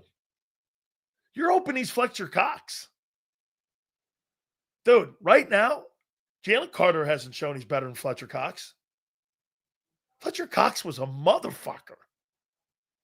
That dude was, bro, he's the best Eagle defensive tackle that's ever played. If Jerome had played longer, it's Jerome. But Fletcher Cox is the best DT you've ever had. That guy could fucking play, dude. Xander, laughed at me when I said this. When I first got to JAKIB, I was never like an Aaron Donald guy because I didn't think he could play the run. He was never on a defense that was like really good against the run. He just cared about TFLs and getting sacks. Fletcher Cox was a baller on both sides.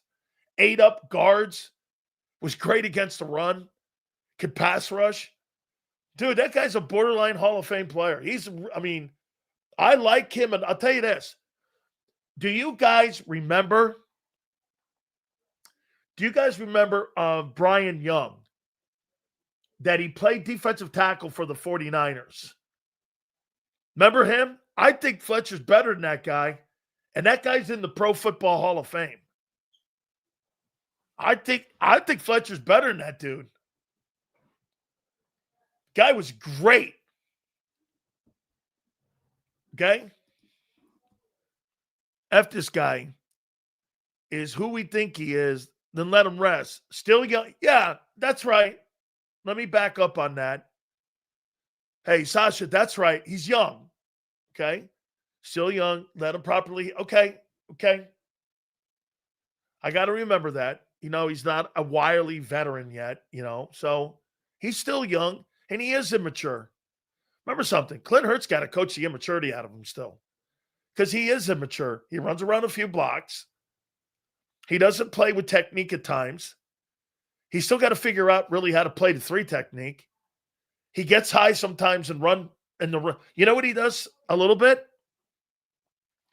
This is where Jordan Davis has actually gotten better. Jordan Davis, when he first got in the league, was doing this. He would engage and look. Once you do that, you're blocked. That means you're playing high. If your chin comes up, you're playing high. If you engage and you keep the technique, remember this. Always remember this. And I tell every young player and every defensive tackle, I tell Ruben Bain this. Don't ever follow the ball. The ball will take you away from the play. Follow your keys. It'll take you to the ball in the play. The keys will always take you. Guy goes down inside, be looking left because they're trying to down block you. If they're trying to go flat foot, they're trying to take a wide stance on you, be careful because they're trying to maybe run the wham play back inside, or they're trying to run the counter trade coming back in. It's all technique, man. The NFL is a game of angles. It's a game of angles. You play on the fringes. You play on corners. Never anything head up, you're blocked. 3 technique, 2 technique, 1 technique, 0 technique when you're 2 gapping. Splits matter. Got to read splits. Clint Hurtt is huge on teaching all these things. Splits. How deep is the guard sitting? Okay. Do they run counter trade? Do they like to fan block? Do they like to scoop and slip up to the next level? That's what Kelsey did well, was scoop and slip. He was tremendous at that. Getting up to he would get up to the 3rd level.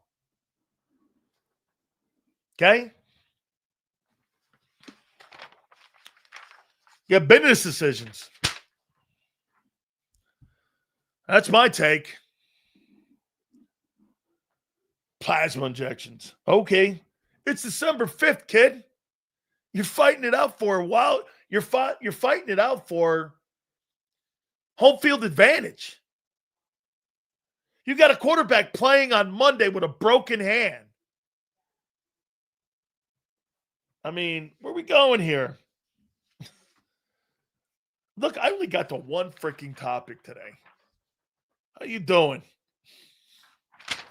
God, this bitch never gets boring. How you doing? Hey, I'll tell you what. I heard a couple things from old Johnny Mac today. Johnny Mac's starting to peel that onion back a little bit here, boss. I was hearing some things there about Drew Rosen. I was like, Johnny Mac. No wonder I heard him tell that Reuben Frank, shut the fuck up. I'll tell you what, you got a salty crew at JAKIB. Oh, man, without further ado, here on a Football Friday, get this. The Philadelphia Eagles do better when they don't play. Who would have ever thought that? Without further ado, we bring our friend Bugsy, Xander Krause in. How you doing, bro? What's up, Big Sills? How you living, brother? What's that? How you doing, man? I'm doing, man. I'm doing good. How about them Cowboys? Yeah. Give me I How knew about it. them Cowboys? Hey, watch 44 this. dropped on their head last night, so. How about this? Football gods, just when you pull me in, you make me realize who the fucking Cowboys really are. I know. It's like, fuck, man, they do it to you every day. It made me look like an asshole. I'm like, all right, I'll be objective. I'll give you credit. You had a good 3 weeks. Dak's playing good football, and you get 44 dropped on your dome, all right, on prime time. I'm done with you, all right? Shut the fuck up, Cowboy fans. I know you're all in the chat listening. I gave you enough love this year. You're back to who you are. You're back to who you are. No, but I do agree with you is that a lot of Eagle fans sometimes use the Cowboys sucking to make them feel better. We didn't show anything yet about ourselves, all right? We got a big game on Monday, and we're missing our 2 best trench players, all right? Jalen Carter and Lane Johnson. Let's see what happens. How about Brian Branch, man? Achilles torn. Oh, dude, I hate to see injuries like that for anybody, man. That Lions team's banged up though, dude. That team they've lost some really significant players going into part of the year where that's one of those team Sills where I think everybody respects what the Lions have been able to do in terms of the last couple of years. That's one of those teams that they're not having the best regular season, but that's a threat in the playoffs. That team. And with all these injuries now, I think that threat is lessening pretty quickly, by the guys that are losing. I want you to hear this, though, when I say this, and I want this to be understood. Hey, good for Philly. And you know what people are going to go? You wishing for injuries? Yeah, that's right. No yeah, you're right. It's an objective part of the game that you got to look at. I mean, even it's the war of attrition. That, by the way, I hate watching head injuries. It's literally, I love watching football. I hate watching head injury. It makes me scream. I don't know why. I get squeamish with it, dude. And watching CD Lamb's fingers yesterday reminded me of that Tua. So, I hope CD's all right. But again, anyway, to your point, Cowboys are going to struggle without him. George Pickens looked like Pittsburgh Pickens again. That was not very good. I don't know what he was moaning about either, Mag, because that looked bad. How about this, Sander? I was on the field once when a player got hit like that, and all you heard was this. And I don't know if the crowd could ever hear it, but he got hit. He was on the ground. His feet and his hands went up. Like, them. You've probably seen him in the hockey, like we know on the ice, because you can't catch your breath. Yeah. You just can't catch it. And you're sitting there, and it's the reality of football, dude. I know. You hear it and you see it. You're a little bit more ruthless about it than I am, but that's all right. I get it. I get where you're coming from. Yeah, you look it down and you're like, and you hear some veteran guy go like this. Motherfucker can't catch his breath. Somebody better help him. I'm going like, I'm turning around going like, these veteran guys, man, they see that shit all the time. That's always a tough look, though, especially when you see a player like that in that condition. And I do too. I'm with you. Like, every time I see Tua out there, I'm always thinking about that. All right. No, I mean, like, ACL suck, but like, it's a knee. Not you can replace a knee, bro. You know what I mean? Like, I just get a little squeamish about the head stuff because, the brain injuries are a big problem. But whatever, it is what it is. It's part of football, man, unfortunately. I hope CD's all right. Me too, man. All right. What are you making this Jalen Carter story now? I mean, I'm more focused on the fact that he's out of the game. I think there's a lot of interesting, comments on Jalen Carter. I thought, John, I'm happy you picked up on it because listening to you rehash what he said made me rethink about what he said. Like, they're not happy with how many snaps Jalen Carter's gotten. Defensive tackle. What do you mean they? Who do you mean they? His representation. Yeah, Drew Rosenhaus and the guys that represent him. That's a position where really nobody in the league doesn't rotate. And the Eagles last year, like, they really didn't rotate. He had the most snaps of an interior defensive lineman by far last year, over 1,000. He had 1,060 snaps. So now the body's breaking down a little bit, and I'm sure Drew's like, I get it, but you guys got to go and get some other bodies. Don't destroy my client. Now, it's two sides. The Eagles are like, I don't give a shit. We got to win games. Drew's like, I got to get him a contract. So I get that, but I'm more looking at it as Monday night. What's that? Well, the conversation has to be had because, and I'll tell you why. How many times did you tell me throughout the entire season, well, Sills, you can't pay everybody because you got to pay Carter coming up.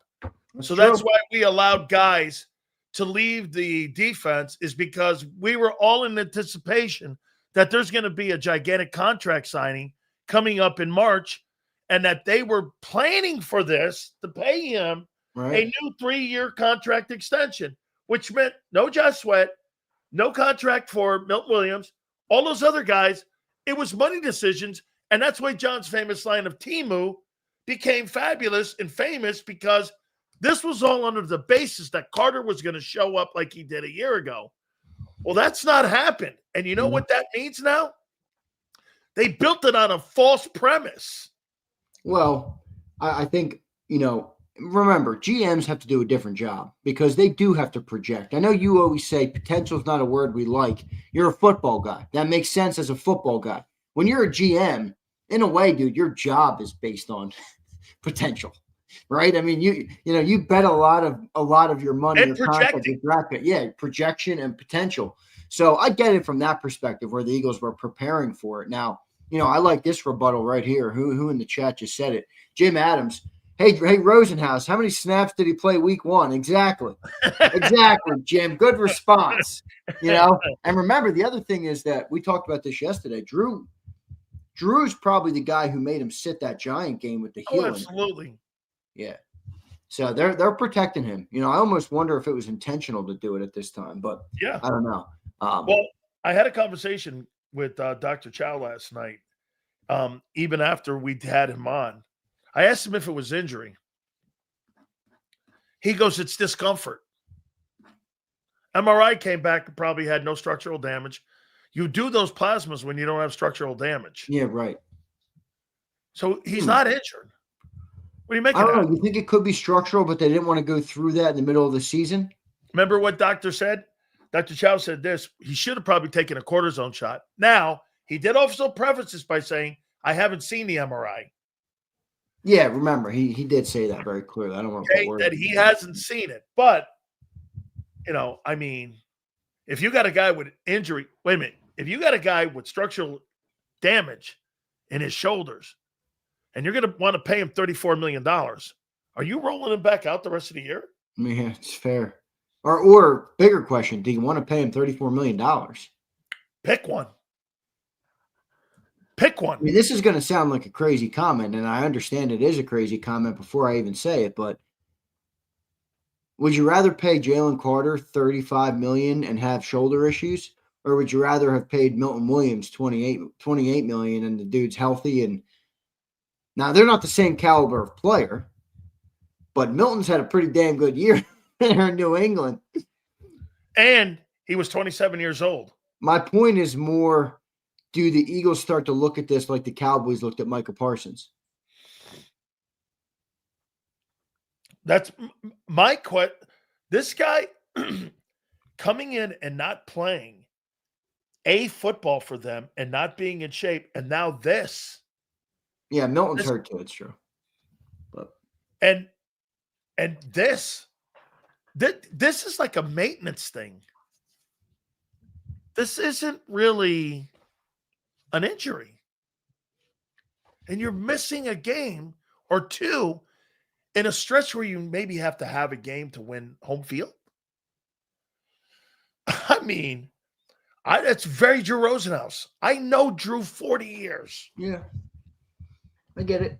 I know how he operates. There's the business of football. This exists. It's a big thing, But again, I look to Monday because I'm no longer in the phase of like, you told me I got to get up the parade float in September. I did it. I got off it. I said, fuck it, I'm not on it anymore.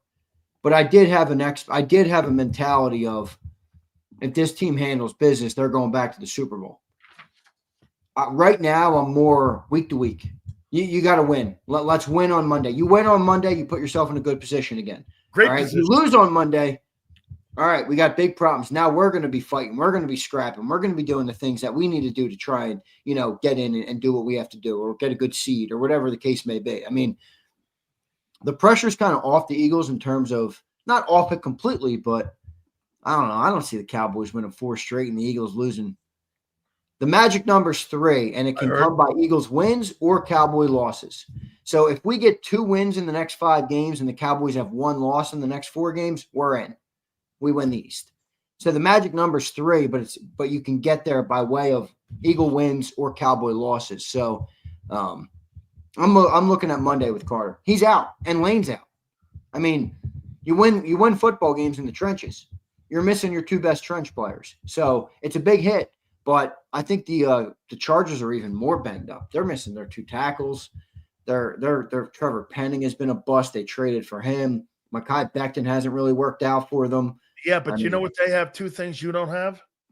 They have a really great defense, and they have a quarterback. Quarterback's taking like 38 sacks this year because he's got no O-line. But that's right. I'm saying they can throw his team out of trouble. You can change the game, though. I mean, you can feast on that guy. Yeah. I mean, Jalen Phillips, Nolan Smith, Jalen Hunt, these dudes have to have a big game. And they haven't. And now that's where I'm going here. Well, okay, so Jordan Davis had a pretty decent year. Yeah, I agree. Now that Jalen Carter's out, and this is where you earn your contract extension, if you show up big, you're the 13th pick in the draft. Mm-hmm. You want to really make $25 million a year? You carry the football team the next couple weeks based on the year you've had also, and you step up and you're getting to the quarterback. Isn't this a prime moment for him where, get this, they didn't give him a contract extension. They picked a 5th-year option up. That's kind of like this. We really kind of like you. We want to do something with you, but you got to kind of show us more. I think that's what the 5th-year option is, because look what they did with Devontae. We not only kind of like you, here's a contract extension wrapped around the 5th-year option. We really like you. Boy, Devontae, he took a pay cut, didn't he, Dan? He took a hometown deal. He'll be an Eagle for the rest of his life. I know, but home cooking, man. He could have got another $8 million a year. But I heard him, and I believe him. I'm not saying I don't believe him. I'm just saying he could have taken, a lot more money. People always telling me that, I did a bad deal, but I have more money and more generational money than I'll ever have in my entire life. And I'm good. And I'm happy with it. And I'm okay with it. If you're okay with it, I think that's fucking fabulous, man. Good for you. Enjoy, all right, Devontae, then enjoy the run first offense. I don't want to hear any bitching. Hey, I'm just saying, there's no doubt. He took a $25 million. Bro, by next year, you're going to see wide receivers making $45 million. He took a $20 million pay cut. Nah, 45. They're not going to get there, are they? What are they at right now? Bro, they're at 42 with edge rushers. What are they at with receivers?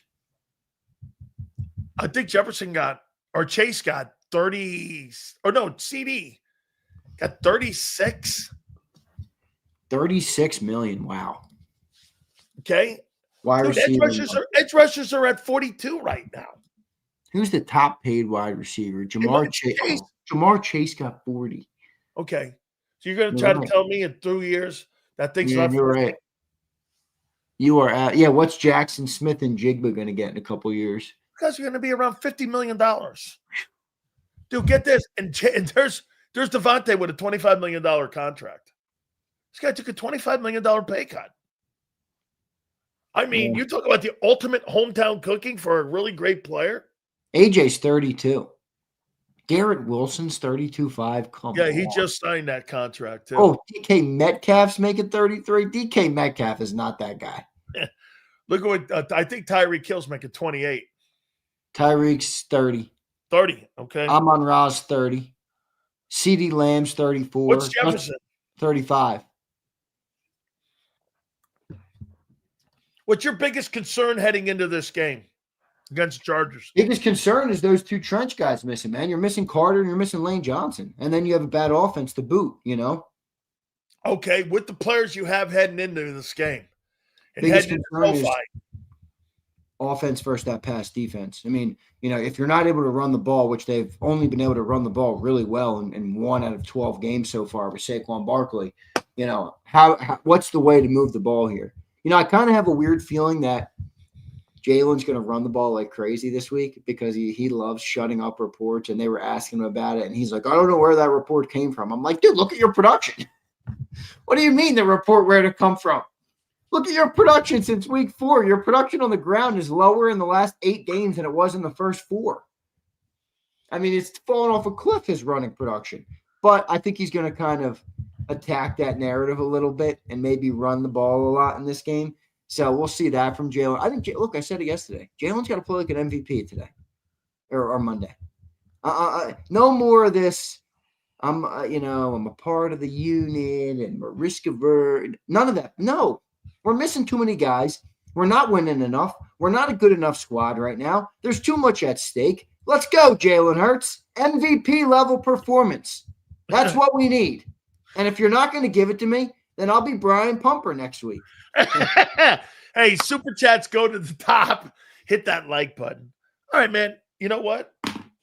Hey, tell me something about your boy Nick. So let me get this right. So homeboy does a press conference. 2 minutes later, right after the presser, Jalen Carter fucking story drops. Vic did a press conference. Fucking he knew already that Carter was going to had the procedure on Monday. Come on, dog. I mean, that organization, and if we get a national story, it's either Ian Rappaport or it's Adam Schefter, whatever. We get him. He gives us a story. I mean, what the fuck's going on over there? How come they don't tell John or anybody any news or anything? They don't tell him anything about this, but they I get feed him why. dog shit. Well, and we're supposed to believe. I heard. Hey, listen, I got to tell you, John better be careful because when he said that, that's calling out the PR department. What better be careful of what? Screw them. Okay, like this. Wait a minute. You knew the guy was fucking injured. You mentioned it nowhere in your presser. And then you turned around and you let the players have to take the bullets in the locker room. That's set up by the PR fucking staff. The PR staff knew that Carter was injured. And they sent that coach out there knowing that, guess this, that the players, when the locker room got opened, were going to hear that and have to answer. So you let the players answer it? Why? That's up to the head coach. And look, I get Vic not doing it. It's not his job. Because he barely could say anything about personnel because he got shut down on that shit. Bro, I don't believe a fucking word they say. Yeah, well, it is what it is. I mean, I know this about the team. They're the Gestapo. It's partly why. It's part. People are like, how are you feeling? You're so mean to the team. I'm like, yeah, if you knew what I knew, you'd probably be pretty mean to them too. I don't really care about bashing them. I like the team. I like the Eagles brand. The owner will change, the players will change, the PR staff will change. Right now, the current regime of the Eagles, they ain't my favorite. And I'm talking about the top guys. So fuck them. It is what it is. If I feel the need, I actually like your owner. I'm not a fan. Well, wait. Well, since 2025, they've doubled up every team in the NFC East with playoff wins.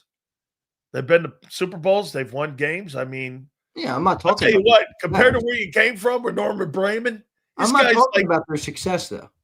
Oh, yeah, no. Yeah, I'm not talking about that. You're talking about successful. I've never said the word successful. In fact, they're very successful. He's probably the second most successful owner in the 21st century outside of, Bob Kraft. Yep. So, I'm not saying that. I'm just saying, they're tough to deal with, the team and the people up there. And when they call you and threaten you to fire Sileo because they call him an anti-Semite because they're mad at criticism of your highness Howie Roseman. Yeah, I'm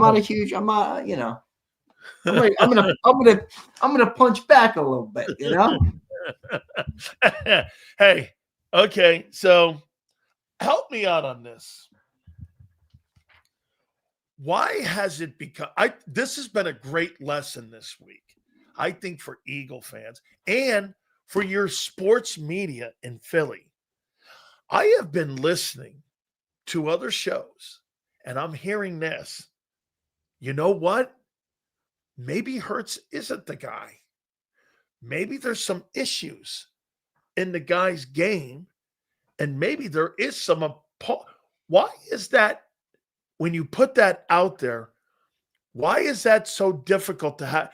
Why is that the most difficult conversation? Like this, I'll say this about Josh Allen. Too fucking reckless with the ball at times.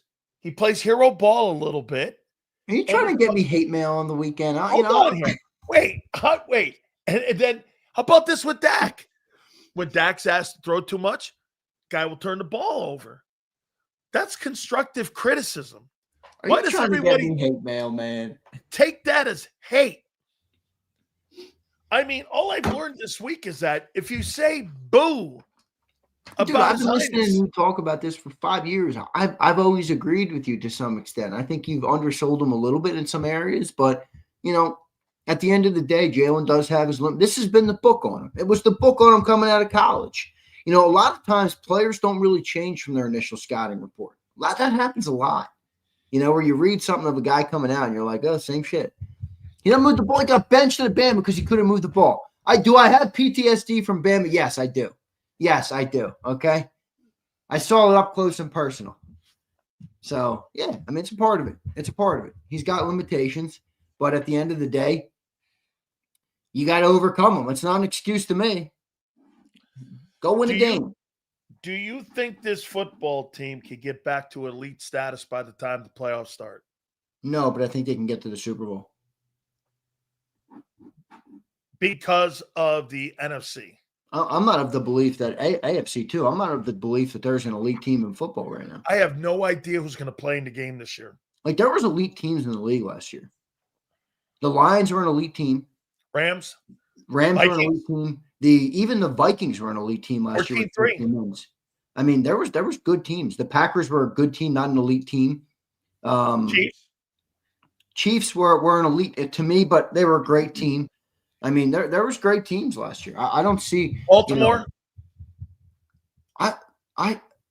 I can't say yet that this team's not going to the Super Bowl. I know it doesn't look like it right now, but like because I don't think that's. Yeah, I can't say it. I still have like a weird belief that they could get there. Now they got to play a little better, I think, than they have. But we'll see. Do you think they have to get home field to get there?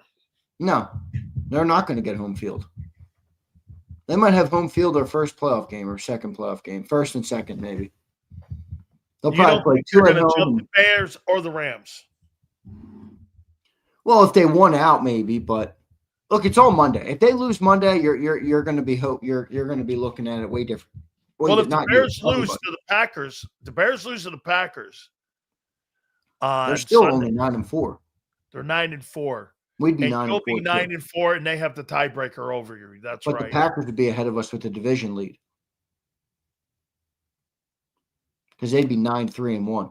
They would be 9-3-1.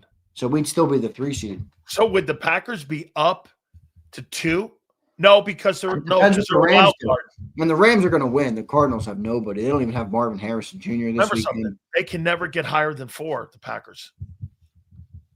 They can't get higher than 4 because they're not a division leader.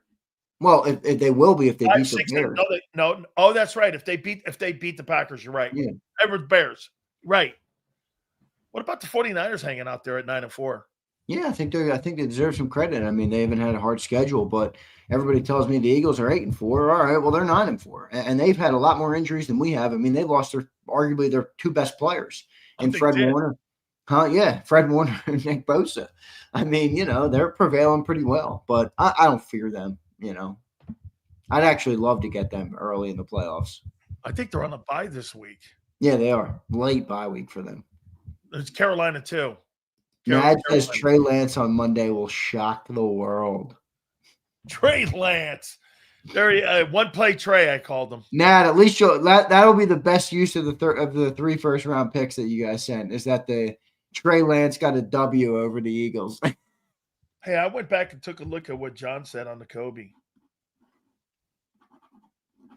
What do you make of that? What he said about Nakobe stinking?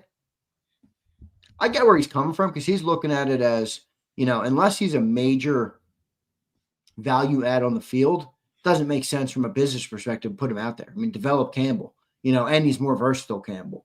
So if N'Kobe's not that great against the run, why is he out there? Now, I think John was a little harsh. I mean, I don't think N'Kobe's been that bad. Come on. It won that game where the whole defensive line got gashed for 281. Well, now you're going where I'm going. Kobe's playing bad because the two guys in front of him are playing bad. That's what I mean. I mean, go and rewatch the Bears game. Jalen Carter was 5 yards back the other way on half the running plays. I mean, I'm not putting that on Kobe. Don't you remember what happened in 23? The two defensive tackles, because they were so young, got worn out. Linebacker play was atrocious that year. No, they didn't have to. They had like Nick Morrow. They didn't have anybody, but they were getting blown up because the tackles in front of.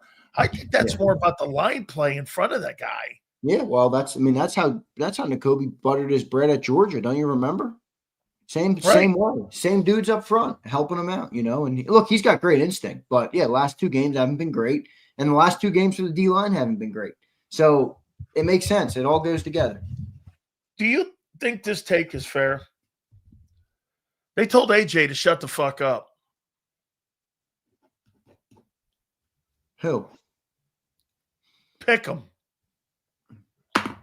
He's been a mouse church or a church mouse. Thank you. He's been a church mouse. The last 3 weeks, has he not? Or since that meeting on the field? Yeah, but the only time the offense scores is when they throw the ball to him. I'm talking about he's making no waves. Yeah, well, they disciplined him. They said no more. He said okay. I think that's true. Yeah, that is true. Do you think? Oh, by the way, not seen in the Hard Knocks. He's been quiet and shit. No, there's nobody was seen in that Hard Knocks outside of the quarterbacks. Yeah, it was all fucking man. It was ready. No, why wasn't CeeDee Lamb in it? What? Why wasn't CeeDee Lamb in it? Okay, it's a bad take by you. I thought I saw CeeDee in that. He was in the game, and they didn't sit him and interview him for it. Was there clips of AJ? No. Well, AJ, yeah, in the game, but not much because the Eagles got their ass beat. Yeah, they're 0-2 in the Hard Knocks era. Yeah, but the loudest guy in the Eagle locker room all year is the AJ 11, and it's so none of that. Well, probably because he understood that. All right, this is becoming net negative. Maybe he didn't. Well, let's be real here. There was a meeting with the owner. I mean, come on, they told them. The owner probably said, "AJ, you're right. Believe me, when I go to bed at night, I dream of a passing offense. But please, just don't upset your highness. All right? Yeah. Make sure you bow at the fucking. Don't upset your highness, Jalen Hurts. All right, underdog or Philadelphia in the chat will not be happy with you. So Prince Hurts on Monday, you think has a big game? You think he throws for over 300 I didn't say yards? that. That's not what I said. Okay. You think he has a big running game? I do think he runs the ball more. I didn't say he's gonna have a big game. That was never my prediction. Okay. That is what I believe he has to do. Believing somebody has to do something and then believing that they're going to actually do it are two different things. I think he's got to play like an MVP to overcome the adversity of the team and where they're falling short. That's what I think you ask of every great quarterback around the league. When the Dallas Cowboys had a crap defense, all the Eagles fans told me, "Oh, look at Dak." The expectation was what? That Dak Prescott would lift the team above the adversity and above the deficiencies of the football team. Why is that not the standard for the Eagles quarterback? Okay, we're missing a left-right tackle. Okay, our defense isn't that good. Okay, our offense. I don't care. Fucking lift it up. You're either great or we're not. You are in control of the narrative to some extent. I think Jalen has to play great. I don't think he's going to because this Chargers defense is excellent. And they're great, and they run a lot of zone. They're excellent against the pass. They got hitters in that secondary. They got players on the ball. They got those two cornerbacks that have multiple picks each. I mean, it's a tough game. But if the Eagles are going to win without Lane Johnson and Jalen Carter, then Jalen Carter better play good. I told Greg Roman, I said, I texted him last night, the offensive coordinator of the Chargers. By the way, the Chargers follow me on X. I'm very good friends with many people in that organization still. I covered him for 5 years. I worked on their pre and post game show too, by the way. I told Greg Roman, I think Herbert's going to go for 285 and 4 touchdown passes on Monday. No, he's not. He's got a fucking broken hand. He's going to have a stiff game too. Okay. He got no tackles and a broken hand. This guy's going to have a trash game. What was the game that he had? Did he ever play against the Eagles before? Justin Herbert's a fine talent. He's got a big arm and all those different things. He's not going to have a huge game on Monday. Oh, he is. No, he's not. I guarantee it. Versus Eagles. What was that? What was that? 2021? Did he play? What was it? He threw for 356 yards and 84. Wait a minute. He had an 84% completion percentage, a career high, and he was 32 of 38 for 356. Holy shit. When was that?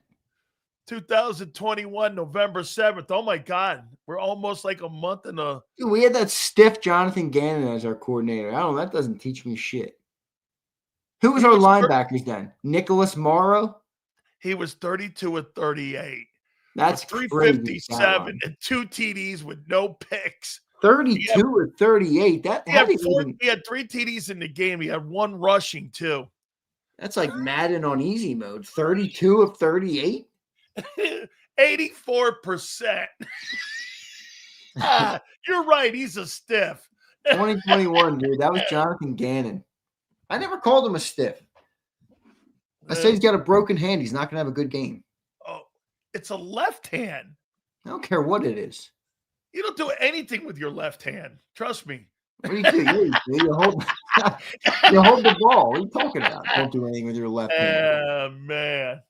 84% completion percentage against the Eagles. He had 32 and 38. You're right. He's probably going to go for 182.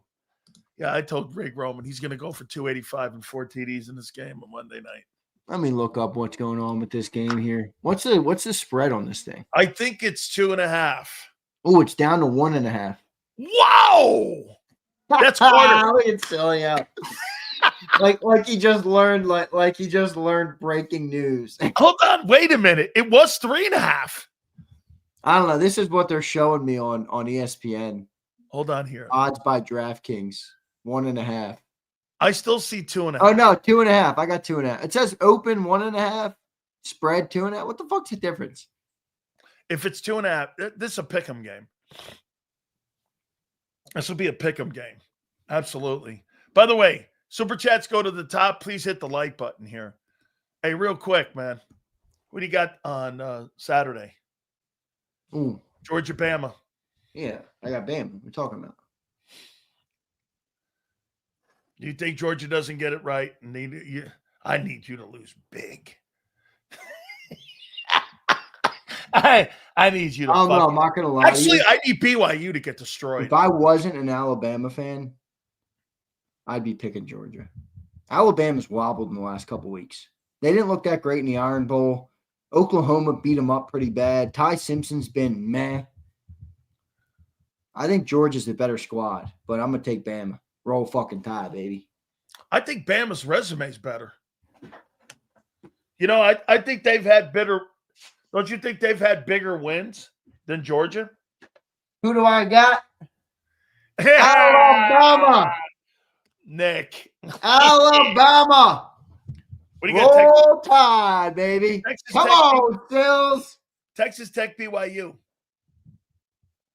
Snooze fest. Give me Texas Tech. Good defense. Those other games blow. Yeah. Virginia, Duke. Give me a break. I'm praying for Duke to win. Oh, wait. I took that as a shot. That was a shot. That was a shot. Wait, what did you think of Penn State? They're getting that Campbell guy. I think that's a fucking great hire. Why? Because I think that guy's a great coach. He was pursued by every – dude, you know how many SEC teams wanted his ass? Many teams were pursuing him.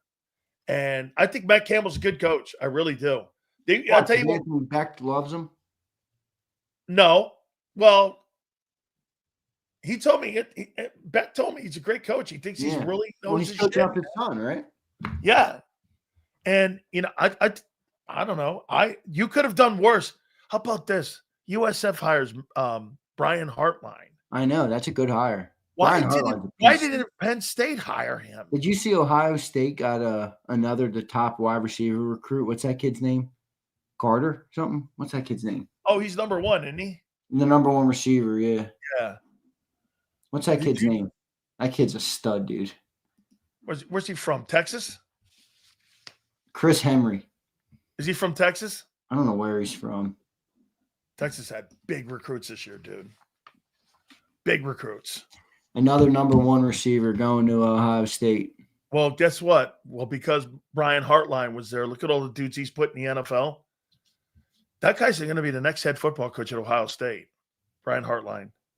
He's going to go to South Florida for 3 years. Day's going to get out of there, and they're going to put Brian Hartline, a true Ohio State guy, in that. I think building. if that's your next Ohio State head football coach. I think if Bama were to fire Kalen DeBoer at any point in the next couple of years, Lane Kiffin's out of there at LSU. You wouldn't put Debo. You wouldn't put Debo in there. Dabo Swinney? Yeah, you wouldn't put Dabo in there. I like Dabo. Dabo said something yesterday that was important. He went like this. He goes, "I've got to embrace nil," and we're starting to embrace it now. And that was the first time he said that. He's been holding up this thing. He has. Where he's like, I'm not doing it. And I get it, bro, but you're just going to get your ass beat. So he better not only embrace nil, he better go off on nil. I mean, enough is enough. I get it. His whole thing is like, I want my guys to get their, to have their scholarship start to finish, and I want them to graduate. And I get it, but bro, don't hate the player, hate the game, brother. I mean, if you either want to play the game or you don't, you're going to get lapped. So that's why I wouldn't want Dabo. Lane Kiffin's out there playing the game. He's out there riding the horse, man. He's fucking a baller. Riding a horse? He's riding like hot yoga. Yeah, hot yoga. All right, let's read some of these supers. By the way, hey, Mike North. He's been kind of like Big Sills of Chicago on the Bears. Well, Caleb Williams is still playing like shit. Not sold on him. It's not that I'm not sold on him. It's that he's clearly has a long way to go in his development still. Let's take a look at him for a minute here. Let's go over here to him. Mike retweeted a stat the other day I saw on his X account. That was like, he's like second to JJ McCarthy in terms of like EPA per play or something like that. Let me look it up. Let's see what he's on pace for right here. Let me take a look at this. Let me look up Mike North and look at what he retweeted the other day. So you tell me if you think this is a bad year. 3,800 yards, 38.56, 24 touchdowns, 7 picks. Isn't that Jalen Hurts? Yeah. Yeah. Yeah, and they're winning with the run game. This guy's Jalen Hurts 2.0. Give me them dog shit stats that Hurts puts up. Run the ball, play D. We're ready to rock. Yeah. I think they're going to lose to the Packers too. Whoa, Mike put out a tweet. He was watching Sopranos. I got to rewatch it. That's like the only TV show I'll waste my time on. I hate watching TV. Too much of a time waster for me. I don't watch any of lamestream TV. Dude, somebody asked me the other day, Sills, you see that show on Netflix? I went, are you fucking crazy? Xander, hey, wait a minute. You got to love this one. So Xander asked me, hey, I'll do that shit over the weekend again, but this time I'll try to send it to you first. I got to figure out how to send you those little clips because I'll do that over the weekend. I'll do 2 of them. What do you think? All right. You remember those clips? Yeah. I'll do 2. They did well. One of them got 25,000 views. I know, but I gotta figure out a way to get them. So wait. So Xander goes, he gets the first one, and then I sent him another one. He goes, I can't get the other one. And he goes, did you change your settings? I go, and you should have seen me because we both started laughing. I could just tell. I'm like, are you fucking crazy changing settings? I'm afraid to touch weird because the first one, it let me download it from your X account. And then I tried to download the second one and it didn't come up. I don't know why that would be. And you can turn off in your settings whether people can download your videos or not. That's why I'm like, did Sills change something? But I know you didn't. Believe me, I felt weird saying the text. Caleb Williams is 40th out of 42 qualifying quarterbacks in adjusted completion percentage, which accounts for drops. He's one spot behind J.J. McCarthy, and he's ahead of Dylan Gabriel. God, that's terrible. I'm kind of over this nerd football shit, though, aren't you? What do you mean? Adjusted the numbers and that percentage and all this DVOA. I'm like, all right, dude, can I just watch the games and give you my opinion on the damn games? Okay, let's take the stats out of this. I'll show you something here. Let's take the stats out of this, and let's do this.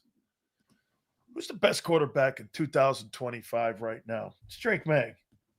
I turn on the television. Watch this. I'm not even going to look at the numbers. I'm just looking at the names. Best quarterback I've seen this year so far play week to week, every week, has been Drake May. Mine's Stafford, but I'll the second guy? I'm going to go Stafford. I'm putting Stafford 1, May 2. So we're at the same spot after 2. Okay.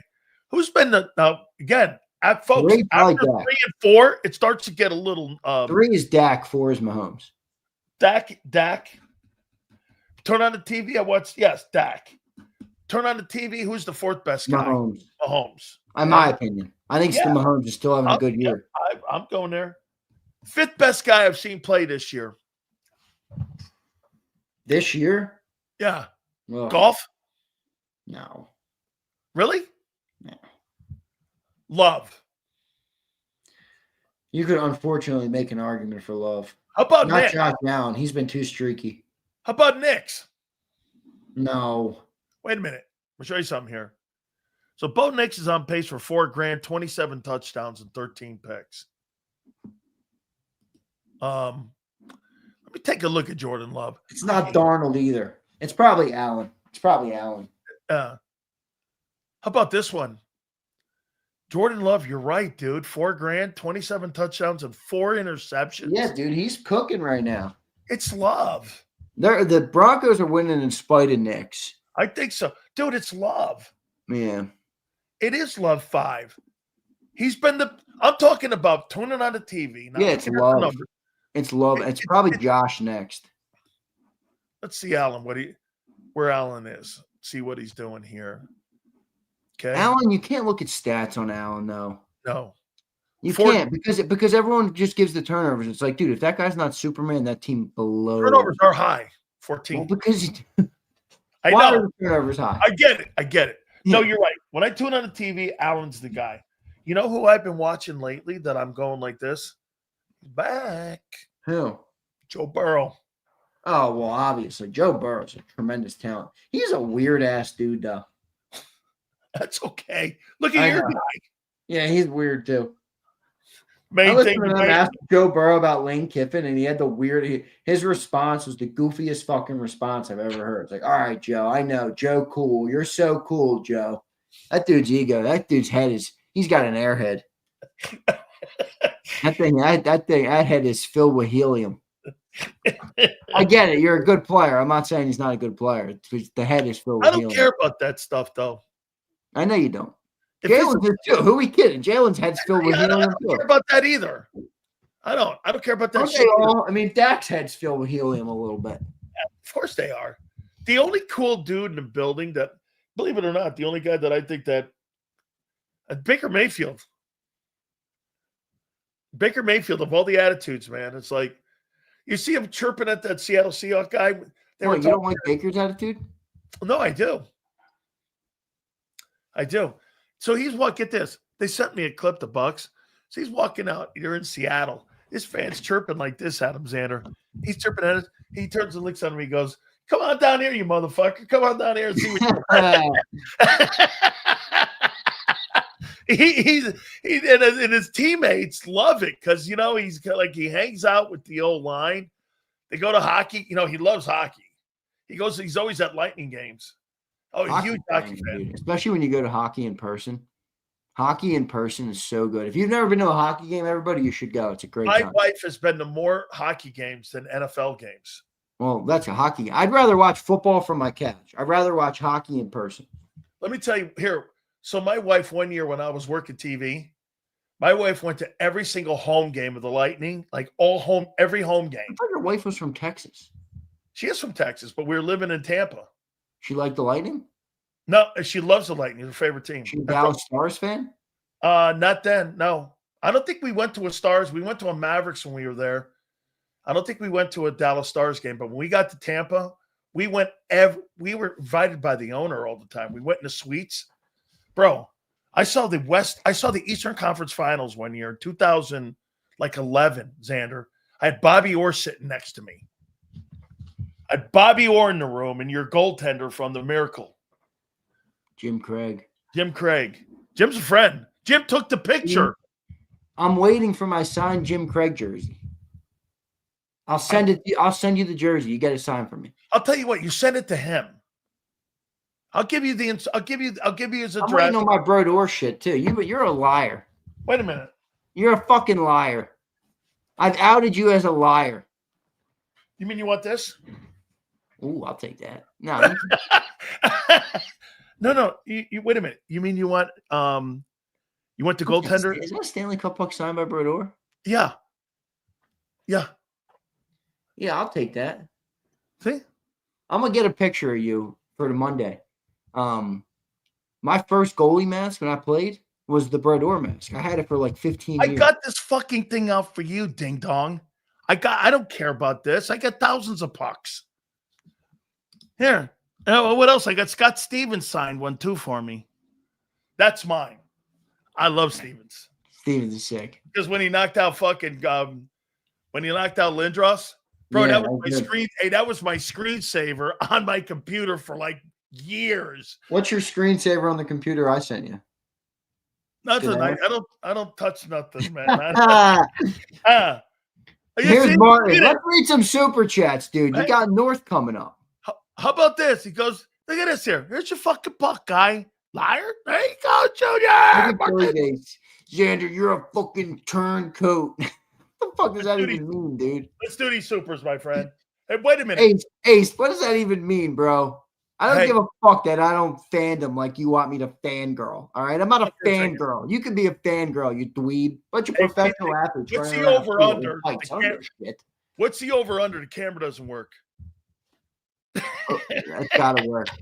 Mike, if you're listening and your camera doesn't work, there's going to be a short one. Here's Martin. Caleb is on pace for 4 yellow nails and a drag cut. Here's Pumper. The book of hurts is 1 page, like his playbook. The brother can't read. Come on, Pump. Come on, Pump. Come on, Pump. Here's Jim Adams. Sills and Z, do you think the lack of conditioning that Carter came into the season with is the reason these injuries are popping up? I know he did play a shit ton of snaps in 24. I think it's the other way. I think actually he was not in shape because he can't because his damn shoulders are banged up. I don't know. Who knows? I think it's wear and tear. When this cut, look, if he had a structural issue, I think we're talking more about but since it's more pain issue, I think how could the shoulders not have anything to do with conditioning? What's up with these Georgia guys and these shoulders too, dude? Bro, they're not ready to play in the NFL. Long years. This dude Nolan's got a bum shoulder too. Put him on the milk carton, by the way. Fuck, man. Oh my God, Nolan, man. And you know what? I like that kid. I do. I like him. I mean, I like him, but I don't want to I want him to produce. Man, I'll tell you what. You're kind of getting soft. What? No. You know what? No. I'll tell you what, man. I'll tell you. It must be tough dating you back in the day. Because what? Tell my girl that now. She'll be like, "Yeah, you think?" Hey, it must have been tough dating you back in the day. Because you know what? The guy wakes up in November and he really loves you. He gets in there in December and he's like, I don't think you're the chick. No, that's not what I say. That's not what I say. I'm tough because I'm not a buttercup. All these dudes today, they be going to the pumpkin patches and all the bullshit. I don't do any of that bullshit. The fucking pumpkin. All these nerds. They simpletons. Here's the Philly Ace. Are you the one who just called me a turncoat? Fuck you, my guy. No, since football is a week-to-week league, doesn't it offset metrics? Because you see Giants beat the Eagles, Panthers.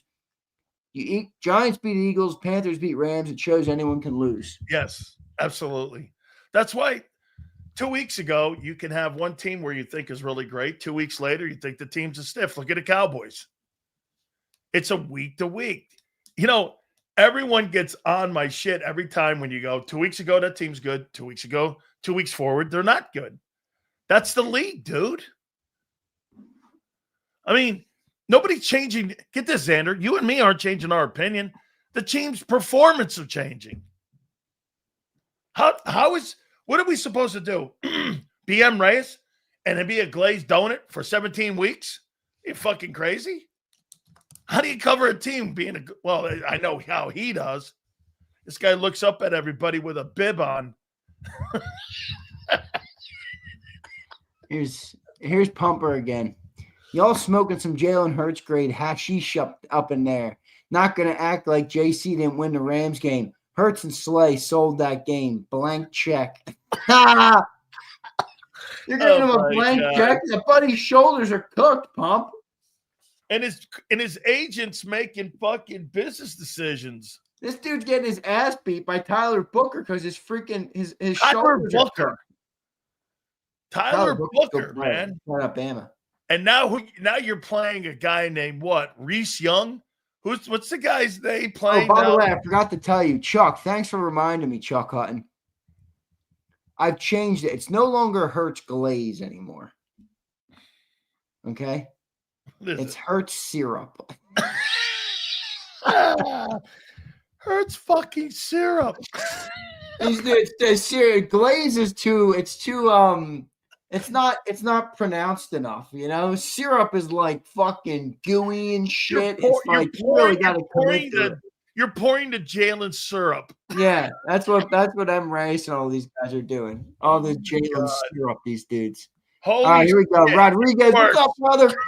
Oh, Mike North's picture is working. Mike North has been taking it easy on the Philly fans. He's being all nice to them and shit.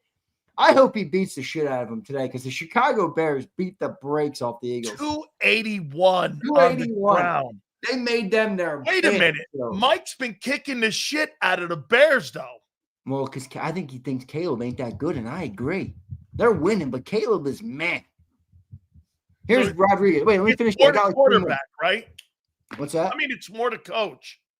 Well, it's coach, it's scheme. Their defense, I mean, it's not that good of a defense, but they played well in spots. They did on, last week. I think their running game is, dominant in a way. And I think their coach is really good. I think the biggest thing I noticed in Chicago is more just like the human element side of the team. They're focused, they're committed, they're all bought into what Ben Johnson is selling. Yeah, that's what I noticed. But that goes a long way. I don't know if it'll take him shirt off. I like the Dirt taking the shirt off in the fucking locker, man. That was funny. That was awesome. Let me read these last three. Will you? All right, go ahead. I would have moved off Carter if I could have gotten Williams from the Jets. That dude is a stud. I don't know if I'd re-sign Davis either. He's not a 4-down guy. Davis is getting there though. You can't let them both go, dude. I'll tell you that much. No. I'm not letting Carter go either. Yeah, me neither. I'm having a come to Jesus conversation with him though, but I'm not getting. Listen. If you guys took the fact that you think I want, that's not what I said. It's not what I said. I just think this year, and I think they're making business decisions. Here's Spurger King. What up, Spurger? 1-on-1, Lindros kicked Stevens' ass, though, Sills. Yeah, Lindros was tough. I love Eric Lindros. I really do. Yeah, he's a beast, dude. Here's Pumper. This is for you. I don't believe that. You can have this. I'm giving that. It's not about that. On my fucking floor. When is your ass going to get up and ship that? No, you're going to have a FedEx guy come to my door, and he's going to get it, and you can have it. I'm going to have to fly to California to get that stupid if you want to get, if you want, you filthy animal. You want this fucking Brodeur puck, sign a championship. You told me that I was getting that puck when I went to Lake Placid 8 months ago. Here it is. It sits right here. Right here. Here's Martin Perez. Pumper is a Tanner Mice fan. I don't even know what that means. Here's the Philly. Hey, Xander, it's all love, brother. I just can't stand the Devils. Flyers in my squad. Appreciate you, the Phillies ace. I'm a Brodeur guy. East Coast says, hey, Sills, can you say Jahan Dotson and dual threat? By the way, Nick's interview is good. Dotson, how you doing? All right, we got him all. All right, man. Yeah. So Mike North's been kicking the shit out of his team. He goes, I'm not bought into them sons of bees. I don't know now. 281 on the ground. Yeah. And the Chicago Bears are now the number 1 seed heading into the Packer game. Well, I'll tell you what, that was a good signature win for that team. Oh my God, was it? That team didn't have a lot of great wins. That was a good win for that team. I mean, That's not only right. did they come to Philly and win, they beat us to a pulp. They I mean, did. the score, I said immediately on the postgame show, the score of that game was not indicative of the actual game. Nope. I mean, if you told me the score of that game was 40-15, I'd have believed you. Yep. That's what it felt like. But Absolutely. all right, so good show, man. All right, I'll be listening to you and Mike, all right? You got it, bro. Thank you, man. Love you, man. Later, dude. You got it. That is Big Z. Make sure you catch him on Monday. By the way, big game on Monday. It is Chargers versus those Philadelphia Eagles. And with the Cowboys losing last night, I want to say this before I bring Mike North in, the legend from Chicago. Football gods, I'm going to give you a Godfather line. Just when I'm out, you pull me back in to knowing that the Cowboys are not who we say they are. Holy cow. I was bought in, and now all of a sudden they're who we thought they are, defensively especially. All right. So I got to tell you, man, I was surprised that the Chicago Bears kicked the shit out of the Eagles like that. I mean, that wasn't just a win. That was beat up. And I haven't seen a football team like this in Chicago since the mid-'80s. Now, was that a one-off? Or do you think that, look, let me go here before we get Mike on. That talent on that team compared to that talent that I played against with all those great football players they had in the 80s, it's like the moon and the sun, roster-wise. It's the moon and the sun, dude. And by the way, McMahon is better than Caleb Williams. Okay, so we'll go there. I mean, but the running attack might be better or as good as remember when Walter was later in his 80s, like 85, 86, 87? That's the back end of Peyton's career. When Peyton was at the front end, nobody on the planet was near the guy. So let's bring in our friend, the Chicago legend.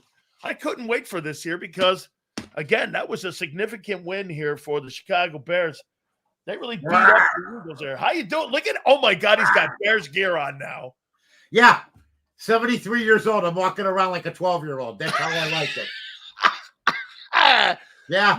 Mike, you bought in? I mean, what did that win do to you on Friday? Well, I think they keep moving the goalposts on us. I mean, that win was like, this is a signature win. This will tell people that they got it together. Now we're playing Green Bay. Well, if they can beat Green Bay, then they're for real, And well, they keep winning. And don't ask me, how, why. I can give you a variety of different reasons. Where the quarterback is probably the third or fourth reason why they are winning. I'm not saying they're not winning because of him. They're winning because of his contributions, but he's 18th in QBR right now. And he's going to be going up against a quarterback that's better than him for this. And I think that what Green Bay is going to try to do, Danny, is stop the run, try to stop the run, which is easier said than done. And make Caleb Williams try to throw the football. I will tell you this. Last week, and I heard you two guys talking about it, I've been following the Bears since I was 9, 10 years old, 1961. One of the more impressive top 10 wins I've ever seen. Wow. Because they went on the road to a very comparable team. And I feel bad for all of us because while we were worried about Jalen Hurts and Barkley and A.J. Brown and maybe injuries and that, it's the defense of the Eagles that if you saw what happened last week, that's why you probably won't repeat as Super Bowl champs. I never saw a Bear running team. I was at Walter Payton's first game when he at Soldier Field when he had 8 carries for no yards, and my buddy goes, "This is our number 1 pick." I go, "You wait." Peyton and Suey didn't do this. Gale Sayers. I mean, what they did last week, and the thing that I think the star is the offensive line. Joe Tooney was one of the key pickups of the offseason. Then you get the kid from Atlanta. You get a couple linemen, and you know this. You get veteran linemen that are leaders in the clubhouse that they didn't have last year. And their offensive line coach has done, I think, the coach of the year as far as the Bears are concerned, along with Ben Johnson. I think Ben Johnson has, well, he proved to me he's worth the $13 million. I didn't think he was worth it. So that I was wrong. You got to admit when you're wrong. Absolutely. I was wrong. But I also can't wait, and I want to see if we're going to do this next year, the year after, the year after, the year after. Plus, we haven't won anything yet. But, every 5 years, they get the disco ball out with Nagy and they're dancing. Now, hey, everybody's in line waiting for a hot dog. Look, folks, if you're waiting in line for a hot dog because the Bears won a game, it was bad planning on your part for your life, okay? I'm just being honest. Free stuff is great, but it was freezing cold. These people are so passionate, but I want to get like New England is, and where you have a bad couple of years and then you're back on the dynasty train like they've been for 20 years, or like the 49ers. Like they are now. Yeah, and the 49ers are, and have been over the last 20, 30, 40 years of my life. So, the Bears were one-hit wonders. We did the fridge. We had all the cute things. We had the dancers and, the fridgettes and everything. Never saw them again after 86. So I want this to continue on. And Ben Johnson has convinced me, because from the time I've been a kid, I've been able to, I used to go to the games with my friends. I used to be able to predict what plays were going to be called. And it wasn't hard. I can't predict what this guy's going to call. He's got gadget plays. He misdirection runs. The quarterback, this is a Bear team. The quarterback split out, But what you said is true. If they had McMahon quarterback in this team, we're going to the Super Bowl maybe. Who knows? So let me say this. Do you think that Caleb Williams is an asset or a liability to this team? I think he's been good for what he was supposed to do. I don't think they want him. Look, he's thrown the guy. It's not 1990 or 1980 thrown for 52%. He's an inaccurate passer right now. I don't think you can fix that. You either got it or you don't. He has no touch, but he comes to play at the key times. And that, from what we saw last year, but the line has a lot to do with it. They're opening, look, that Carter kid, the kid that's out for you guys, they beat him up so bad, his shoulders are crushed. They were moving you guys. I could forget about dancing with you guys. No. They were dancing, and then they were leading. They were killing them. They were holes this big, Dan. Yeah, yep. I couldn't believe what I was watching. I'm telling my wife, I go, we never brought up how bad the defense might be on this team. But you can't give up over 250, 60, 70 yards on the ground. You ain't winning nothing. I don't care how the offensive guys are. You know that. Yeah, no way, man. I mean, so you mentioned Ben Johnson. And I'll tell you what, man, those design runs that he had were spectacular. I mean, but how do we know this? I saw Brian Dable win the NFL Coach of the Year a couple of years ago. True. And then all of a sudden, I saw the guy fall off the planet. Yeah, right. And I was like, okay, well, I guess we were kind of fooled by him. Could be. So, I mean, how do we know who he is? And so, to your point, as good as he is in the regular season, don't we have to wait and see how he does in the postseason? If the Bears are, and it looks like the Bears are going to get. Well, they got to get there, though, Dan. They're not there yet. They got to get there. And I got it, because we say this about Kyle Shanahan. This guy's a really great coach in the regular season. You get him in the postseason. You saw what he did down in Atlanta when he was a coordinator there. You saw what the Super Bowl, they get a little conservative. So I really like Ben Johnson, but I want to see more of him. I agree. And they have had some fortunate wins in a weak schedule this year. Now, the thing, look. If they're playing a last place schedule, so that's going to be a factor here. But when they beat the Eagles, that got me to like, oh, my God. Agree. And it was not a beating that is normal, like you said. Yeah. It's sort of like, an old-style mafia killing. They could have shot him within 5 minutes, but instead, let's take the blowtorch for him, and then we'll get the fires out. And it was a systematic ass beating. It was a systematic breakdown for 2.5, 3 hours. and that Yeah. was it. I'm going to put your head in the vice, Charlie M. Remember in Casino? And they broke Philly at the end, and I was as shocked as anybody. I think we're very happy, but like I said, let's see if we can build on that, because the Commanders were the same way last year, and now this year they're having issues. Do you think Dennis Allen has also been a great hire by Ben? Oh, yeah. I mean, look, Mike, when I looked at your defense heading into that game on Friday, I said this. A Montez Sweat and a couple other guys on the team. The cornerback is a really good football player, Mike, but I don't really see a lot of superstars. And you were missing 5 starters off that football team heading into that game, and that was able to still stymie the Eagle offense. I mean, he's got to be a great hire, and one of the better things that Ben Johnson has done by bringing Dennis Allen in. Well, here's the deal with the Bears. They're 7-point underdogs this week. Believe me when I tell you the Bears are 7-point underdogs to the Packers? Yes. Wow. Okay. Now, here's why. So that means Vegas is not buying them. Well, I haven't bought them, and I'm 0-2 going against them. Okay, so you may not buy them, but they'll make you pay. Here's what I'm saying. It's like Green Bay. Will they get 2 or 3 turnovers again? Because they're heads and tails above anybody in the net. Folks, wait a minute, Danny. Let me. Yeah, you're not going to get better information than this. The Green Bay Packers got the better quarterback. What are you giving a sermon? But will they get 2 or 3 turnovers, the Bears, like they've been doing?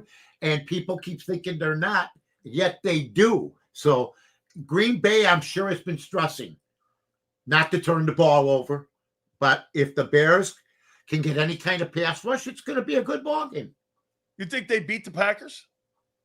I quit trying to figure them out, because I didn't think they'd have 9 wins. So I'd be a hypocrite. I thought they were going to have 7, 8 wins like everybody else in Chicago. Hey, if we can get 8 wins, I haven't heard the answer. Do you think they can beat the Packers? Yeah, they can beat the Packers. But I think this is a formidable test. You bring up the Jalen Hurts situation. I will tell you this. They'll be facing a better passing quarterback. That I'll tell you. But he's inconsistent. That's the issue. And if you give him pressure, he'll throw the ball up. Mike, I can't. Everyone every week goes, what do you make of Jordan Love? I'm like, I don't trust him.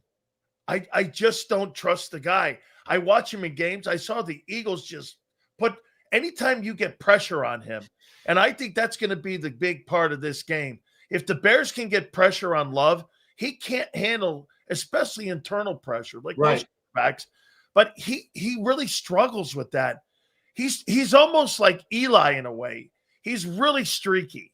And when he's going well, he is a great looking prospect. But when he's bad, he's bad. So that's do you think the Bears win this division? They got a lot of division games left and tough games. No, I'm going to say, but I'm hoping they get in the playoffs. If they lose this week, you got San Francisco coming up. You got Detroit. Again, you got Green Bay. You got a lot of tough games coming up. The first thing I want to congratulate them, though, because they beat the Philadelphia Eagles, which was huge for change of culture. That is where if you're a football player on the staff, you start to believe in what you're doing. We've got lucky with some of these other games, a blocked field goal against the Raiders, a fumble by the Commanders.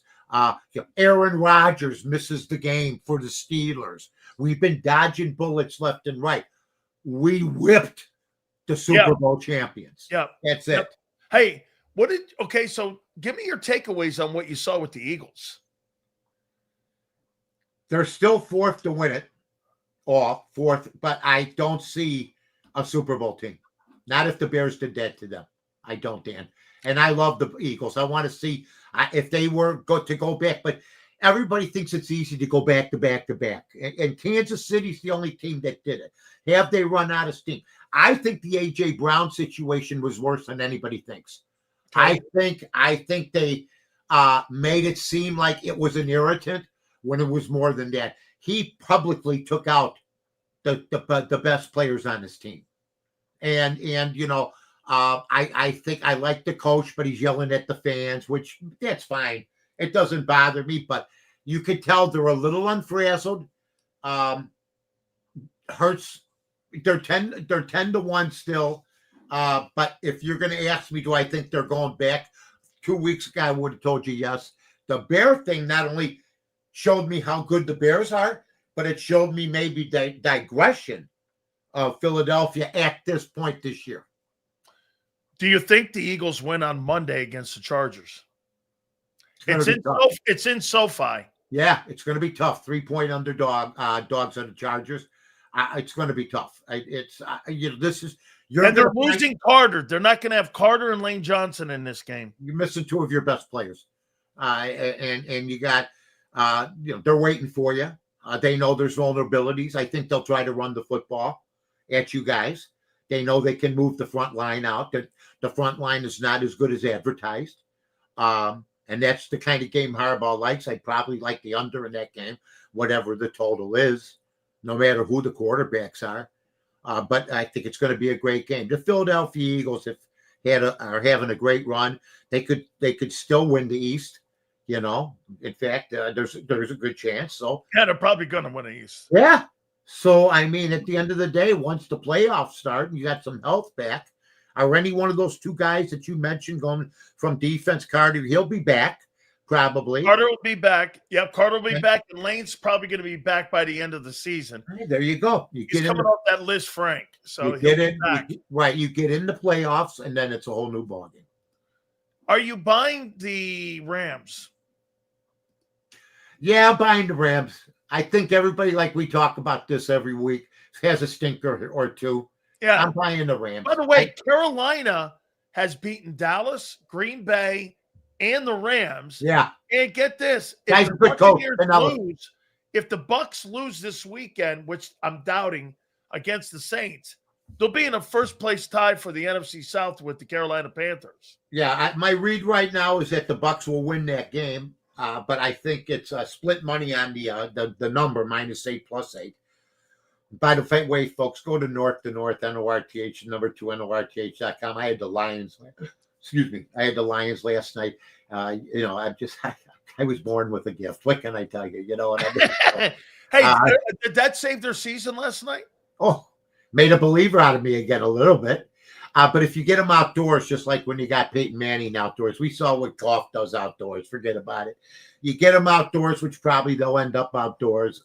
I mean, look what happened. But see, the thing we were talking about with Ben Johnson is what people don't realize, and that's why Danny says, Mike, God bless you. The toupee looks great. That's what he tell before the show. Yeah, it looks great. No, you got everything rocking today. Bear jersey, Bear shirt. You got the do going. Well, I'm trying to get into You're on top of your game right now, dude. Thanks, buddy. I'm going to tell you right now that Ben Johnson's 3-0 at Lambeau. So as a coordinator. Detroit wouldn't beat them when Detroit had nothing to play for last year. They just went down there at the end of the year and kicked their ass. So, who I don't know for the first time in a while who's going to the Super Bowl. Yeah, me too. I said that earlier. I have no idea. And yeah, right, in both conferences, I have no idea. By the way, I'm working on getting Dicka. And I know Mike. Mike knew my uncle very well. And so Mike's a great guy. Great guy. I got so many Ditka stories because we were friends. You know why? I'm getting it because he's gonna do. Remember the stuff he does at the Super Bowl with the cigars? Yeah, I don't know. Somebody told me he's not feeling as well as he has in the past. He may not go then to. Yeah, he's not. I'm just saying. I haven't talked to Mike or Diana for a while, but we were such dear friends, and I love the man. As much of a pain in the ass as I was, he didn't talk to me for a year once because. He brought up when he went to New Orleans and he had the restaurant. And he said, Chicago, New Orleans, what's the difference? I had people call his restaurant on the radio. I saw him at the Super Bowl. And he was going down the escalator, I was going up. And we just stared. He just stared at me, and I said, "Thank God the coach." Hey. He's the coach, man. I love him. We love him in Chicago. We revere him. The Super Bowl. You asked me a few weeks ago, do I think that the Super Bowl was bigger than the Bulls championships? Absolutely. And that's the only one we got. So hopefully things will transpire. But the Bears were the last true rebuild that was done successfully in this city. Hey, Mike, I want to get some college stuff out of you in a minute. I love when you do that. Hey, I couldn't get into it, but I really wanted to play. But I've got to tell you, and I got to ask you one more time here, because I get a lot of people from Chicago asking me, are you really going to move the Bears out of Soldier Field? Absolutely. It's a dump. Why don't you guys go back to look, that's like the Eagles going. I think Soldier Field was over. But that's like the Eagles moving to Passaic, New Jersey. Go back to Franklin Field and then give me a call. Yeah. Franklin Field. I think Soldier Field was older than Franklin Field. Mike, you're going to move the Chicago Bears out of Chicago. Like, yeah, that's right. That's right. We got it racetrack just like the SoFi's at now, only it's bigger. We had Arlington. What's that road outside the stadium? Is that the Dan Ryan? That's out there outside? No, the Dan Ryan's on the south side. The south side. It's highway. It's 53. It's 53. And let me tell you something. Goes right by the stadium. Plus there's railroad. There's expressways. It's in a good situation. People seem to want it, but it won't happen in my lifetime. I'll be in my 90s by the time they straighten that whole mess out. So don't worry. They're going to be playing at Soldier Field next year. You think they're really gonna move him out of there? Right? I told you how many times I got to tell you. All right. Every week you ask me the same question. I don't know. All right. I still. Would you want a dome? Would you want a dome? I think that's part of the plan, but I would love a dome. But I hate that Cleveland's getting a dome. I do. I hate that but could you imagine a Super Bowl in Chicago? Yeah, that's another thing. We want to see that. But see, those are all one-hit wonders, like the Final Four or the Super Bowl. But do we want – I think you got to build an indoor venue. It's too bad, but the times have changed. But I love that Lambeau's going to be around. I'm sorry that Cleveland's going to get a dome. I'm sorry they are. But there's going to be like 12 cities that have outdoor stadiums now. So I'm just going to enjoy them while they're here. What do you think of, oh my God, I forgot. You're a Notre Dame honk. Notre Dame. Yeah, but I could be logical. And okay, help me out here, Mike. Yeah. So if Muhammad Ali, when he fought Joe Frazier. Loved it. Okay, first fight in 71, I believe, right? Unbelievable fight. Loved every minute of it. Okay. But the optics tell you that Ali's a better fighter. You're not getting credit for the win if you're Frazier. So at least those guys got an opportunity to fight again. Why can't Miami and Notre Dame get an opportunity to fight again in the playoffs? I mean, they're almost identical. Mike, head-to-head has to matter, doesn't it? Well, I heard Kirk Herbstreit last night and say that, Alabama went down to Georgia and beat them. So, no matter what happens this Saturday, they beat them head-to-head. Then I hear him down like 20 minutes later say, well, the Miami Notre Dame situation is going to be close. Well, wait a minute. You didn't bring up the head-to-head. Yeah. How come it mattered for Alabama, but you're not touting it as hard for Miami? Now, I'm a Notre Dame fan, but I understand the implications here. But I look at the odds today, ladies and gentlemen. People go, what does that have to do with anything? Lois, come on in here. North's going to talk about the odds. Let me light a cigarette. 1950s, Mike, it don't matter. 2025, Mike. Here's what I'm going to tell everybody. Notre Dame is fifth in odds to win it all. I heard Todd Furman from Las Vegas. We're talking about the show today. The Odds Couple on ESPN 1000 podcast is up right now, ladies and gentlemen. Check it out. But I heard him say, the only game Notre Dame would be a dog to out of the top 12 teams is Ohio State. I couldn't believe what I was hearing. How? But they have what they always have had. The name, the betting money, the glamour, and I agree with you wholeheartedly about Miami. Miami had some bad losses, though. I understand. Well, Miami had these losses. They lost to SMU, who went to the playoffs a year ago. And since they glaze over the Big Ten and Ohio State, what they did, who did Ohio State play this year? An overrated Nobody. team. Well, that's the problem. And then the SEC, I've been fighting with the SEC for my whole career because the way they fixed it, it's unfathomable that people don't bring up that they only play 8 conference games when everybody else plays 9. It's unfathomable that after the 7th week, they're playing a team like Bethune-Cookman or Sanford. Those 2 things alone. Now, they're going to start playing the same amount of conference games. Yeah, but for the last 30 years, they got away with playing 1 less conference game, for instance, in the Big Ten. Yeah. And they play a bum in the middle of the season? No, that should be all up front if you want to do that crap. You should schedule somebody of ilk, okay, at the 8th or 9th game of the season. Oh, we need a rest to get ready for Auburn? If you're Alabama, give me a break. They've treated that conference with all due respect, with favoritism, and nothing illustrated my point better. Ladies and gentlemen, just keep listening to the show. This is what on Fridays at 3:30. And there you go. There you go. Nothing illustrates it more than Saban and Herbstreit, and they're shilling for Lane Kiffin to stay at Mississippi. How horrible you can be when Saban fired Kiffin during the season, okay, when he was looking at Florida Atlantic, and Herbstreit has forgotten where he came from, forgot what it takes for a team. I love him with his dog. But he's flying in private jets, making $13 million a year. But get real. There's nobody, Kirk, if they found out that you were talking to Fox and Fox was ready to ink you, they'd fire you from ESPN for their show. So don't give me that crap. How about this, Mike? So what I don't like about what you said about Lane Kiffin is this. So those guys are shilling for that guy to stay there and coach those kids. You see what happens in the back room? In the college playoff. Now get this.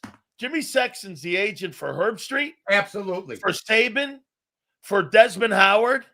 He's also for Reese Davis. And they should have said something. Trying to tell me that, get this, Reese Davis goes on the air going, we don't have any influence on this.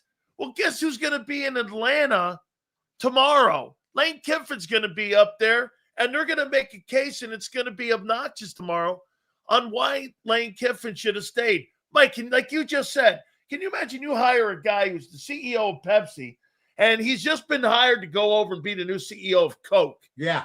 You think you're going to keep that guy in the building? Well, that's what you hear, Dan, with Herbstreit and Saban. Those 2 guys are the type of characters that walk around in the committee room, steering the votes, trying to get certain favoritisms. There's some other teams. Everybody's concentrating on Miami, Notre Dame. There's some other teams that have been screwed along the way with that ranking also. So I think I decided I'm a handicapper. Whatever you put in front of me, fine. I remember when they decided, over 5 highballs who the national champ was.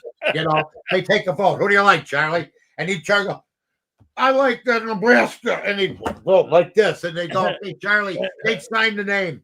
And then the next day, the kids wake up and they see, hey, we won the national championship. And they didn't even play for it back then. So it's come a long way. Let me show you something. I like when you do that. Okay, I'm going to show you this. You're going to like this, Mike. So you're right. And this is how we picked them, Mike. Yeah. And I haven't. Let me see here. I got this one. I got this one. And I've got this one here. Here. So this is the one national championship. Nice. Right here. This is the one national championship in 87. Beautiful. And here's the one that you talked about when we beat Nebraska 31-30 back in the day. I love Nebraska football. Mike, I always said if they would have went for the tie that year in 83 and went 12-0-1, man, Osborne would have won the national title. Let me tell you, Osborne's one of the great coaches of all time. I love them. They only, what they would, Miami would have guys from Hollywood, California, all Chicago, and Yeah. from Russell Maryland was from Chicago. Right. Oh, Russell, a very good friend. Russell Yeah. did some shows with me, but I remember they used to go, and then from Tipton Hall, Nebraska, and from like Omaha, everybody was from Nebraska, and Osborne ran a tighter than hell ship. That's when my favorite. I'll ask you who your favorite. This is my favorite guy, though. Oh, I loved him. I love him when he slept through the Super Bowl and Dallas won it. Yeah. I love Aikman said, "Don't worry, we got this, coach. Just sit in the golf cart." That's how great they were. You know what I mean? But absolutely, who do you like to win it, Mike? Who do you like to win it all? Is it Ohio State's to win? I think it's Ohio State. I don't. If you bet Ohio State against the field and bet 100, you'll win 180. If you bet 250 minus 250 that they won't run the field and they won't win it against the field, you win only 100. So they're really telling you, if you want to double your money, take Ohio State, but you may regret it. I don't think I've seen better teams, and now I know you have too. Yeah. Than Ohio State lose in games that if they won would have been national champions. I think Indiana has a shot on Saturday. I do too. They're 4.5-point underdogs. Signetti is a hell of a coach. He's done a great job. He's sort of turned into the Ben Johnson of college. He's actually got Indiana, as not thinking about basketball now. Bobby Knight would usually be going on the cover of Sports Illustrated around this time of year for the college basketball preview when college basketball was at the zenith. I lived in Bloomington one year, and I went to my first game at Assembly Hall. Oh, and it's one of the greatest environments I've ever been to in my entire life. And I saw it was right after I was a really young kid. It was after the 76 team. It was like the 77, 78 team. And I think they had a guy named Landon Turner. He ended up as a paraplegic. Yeah, I remember him playing there. I remember going and watching that. And Assembly Hall was one of the great experiences of my life. Yeah, that college basketball is so fragmented now. There's the conferences are different. The Big East was a powerhouse. The Big Ten, the Big Ten was just absolutely awesome. I go back to the days of Cassie Russell, Mark Aguirre, just great basketball players coming out of the city of Chicago. Paul was great. Who? The Paul was great back in the day with Ray Meyer. My two most disappointing losses as a Chicagoan are losing to St. Joe's in the first game of the NCAA playoffs, and then we lost to Boston College too. Yep. And we had Terry Cummings, Mark Aguirre. We had two of the top 5 players in basketball, plus other good players, and we choked. It's always bothered me. Yeah, that was such a great. And they lost the tradition. They lost the tradition there. They should always have built an on-site campus, and they didn't.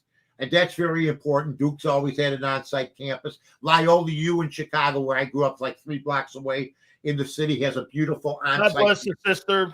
Yeah, but the Palestra for years used to be. So that's when Jabbar, Elvin Hayes, you stayed 4 years, man. And it was so much better than it is today. You don't even Pete Maravich couldn't even get into the playoffs because Kentucky was in their conference, and all you took was one team out of a conference. So number one, one of the greatest basketball player maybe of all time couldn't even get into the damn tournament. That's right, Mike. I forgot about that. Those Maryland teams in the ACC also. You only picked John Wooden had to win. He had to win the Pac-12 to get in. Yeah, it was called the Pac. It might have been the Pac-8 back in the day. Pac-8. Yeah, and so that's what the big deal is when you talk about Coach K or Wooden.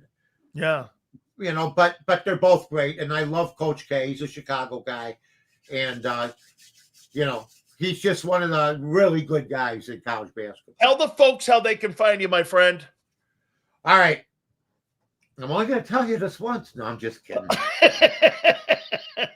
I said that to a guy once in the alley. He goes, tell me twice. Frightening. That's okay. I only wanted to tell you once. Frightening. Yeah, I only wanted to tell you once. I didn't want to repeat myself. So I'll just appreciate You must have been Italian. I'm only going to tell you once. Yeah, what are you going to do? Anyway, you can get me. You can get me on North to North, NORTH number 2, NORTH. I'll be up there tomorrow on X, picking games like I always do. I'm winning in college basketball. I'm having a little slight problem with NCAA basketball, 1 under at the moment. Everything else I've won at. I was 40 above 500 in baseball. I also do a show, so somebody big just died. That's called on the Barroom Network. The problem is lately nobody big has died, so there hasn't been many shows. So. You know, I start checking on guys like Dick Van Dyke and people like that. Wait a minute. Is somebody big that dies, they call you.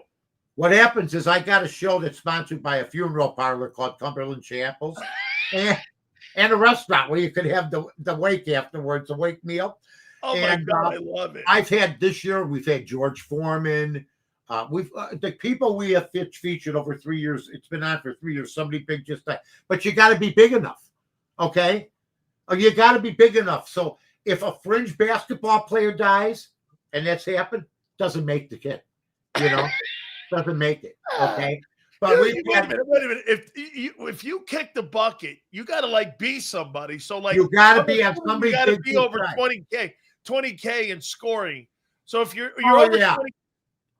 Oh, yeah. I mean, we've had such great, plus we have movie stars that kick the bucket. We do like the big stars. And, we had to do a political guy, Charlie Kirk. We had to do him. And, that's a controversial show to do because what we do is we do a half an hour talking about the good and the bad. I mean, we did Robert Blake, okay? He did Beretta. That was about a 2-minute segment. Then we went into the murder. That was another 28-minute segment. So wait a minute. A funeral parlor and this is so Italian right here. This is very Chicago. Hey, listen. Okay, look, the guy, he's in the box. I pitched him. Now we're gonna go eat pasta fazool. Is that right? I pitched him. I said, listen, I went to Cumberland Chapels. I had a buddy named Tino Antonacci. I said, Tino, I got this idea. Yeah, I got this idea. Great restaurateur. I got this idea called Somebody Big Just Died. And he looked at me and I go, can you talk to Mr. Lupo at Cumberland Chapels? He goes, sure. Because when we were kids, played softball, baseball, Little League, the funeral parlor's always sponsored, or the Joe's gas station or Amici Funeral Home. You know what I mean? So, we've had a lot of great people on. Pete Rose. Anybody that dies that's big, okay, then they get featured. We do a documentary on. There we go, Mike. Yeah. Hey, not that your day's coming. I just want you to know you'll be on. I'm very sure of it that I'm going to be on. Mike, hey, listen. Wait a minute. Here's the next question. Tom Dreesen. You know who Tom Dreesen is? The comedian? Yes. He called me. He goes, if I'm not on, I'm going to be pissed. Yeah. All right. Next Friday, 3:30 Central Time. Yes. Yeah. My friend, I will see you then. Have a great weekend. See you, everybody. You got it. Great Mike North. So I've got a place on a show in case that once I hit the bucket and kick the bucket over, I'll be on the Mike North show. How you doing? Tino Antonacci. Okay. That's a new name. Tino Antonacci, who owns a funeral parlor in Chicago. All right. Let me pay some bills before we get the legendary Philly Godfather on. Morgan & Morgan, the #1 injury law firm in all of America for a reason. And that is because they win. They go and they represent you and your family to make sure that insurance companies do not take advantage of you and your family if you've ever been injured on the job. This is what they do. Folks, they have a record that makes them the number one injury law firm in all of America for a reason. And that's because they win. Do me a favor. Go to forthepeople.com/big sales or pound law 529. That's FOR, thepeople.com/big sales or pound law 529. And do me a favor. You tell them Big Sil sent you. There's a reason Detective Johnson is the gossip king. Oh, did you hear? Jackie and Tom are getting a divorce? Sad. Well, I heard that Ashley Had work done on her face? Yeah, oof. Just like there's a reason Morgan & Morgan is America's largest injury law firm. Injured? With over $25 billion recovered for our clients, there's a reason to go big. Bathroom? Okay. Morgan & Morgan, America's largest injury law firm. Oh, okay. Ignite your nights with free live entertainment daily, only at Live Casino and Hotel Philadelphia's Center Bar. 7 days a week, enjoy some of the region's top party bands, performers, and DJs as they take the stage in the heart of the casino action.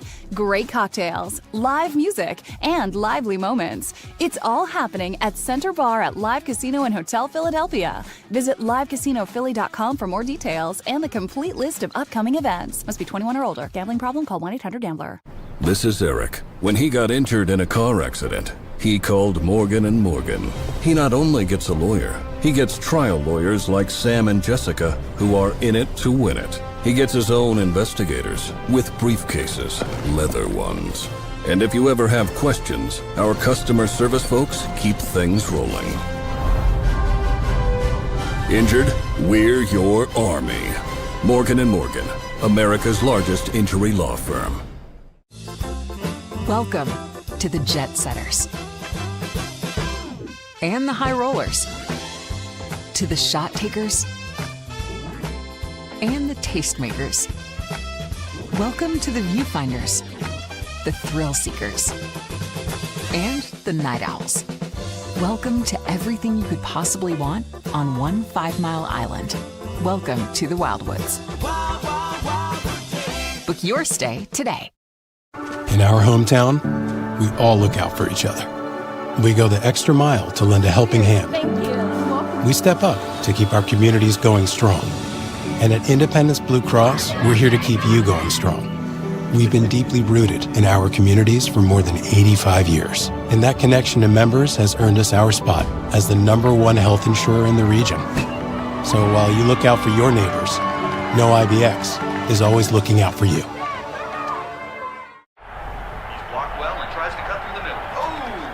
Your gut says Miami is going to win and you should take the over. Your gut also said your NFT selfies would only go up in value. They didn't. But your head is on Sports Grid and knows the QB is in concussion protocol. The backup has a 45 QBR against the zone coverage. The New York D has the most sacks in the league. So yeah, trust your head. It's smarter to be on Sports Grid. EAGLES. Eagles.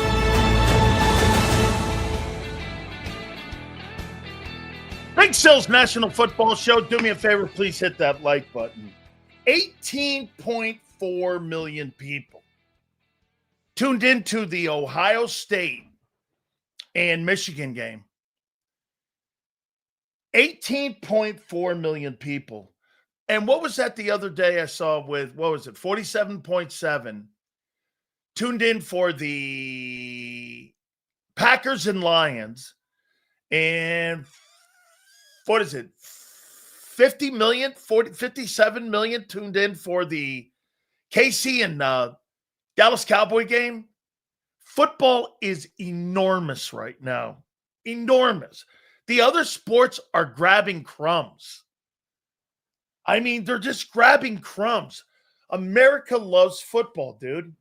I mean, the NBA, Major League Baseball, and the rest of these sports, I don't know what they're doing. I mean, it's incredible the amount of viewership you're seeing. And it really doesn't matter what the NFL does. I mean, I don't really think the quarterback play's been that great this year. Okay, I just don't. Seals, you think you could get Aikman on the show because of the similarities between him and Hurts? Yeah. I'll reach out to Troy, see if he's got time.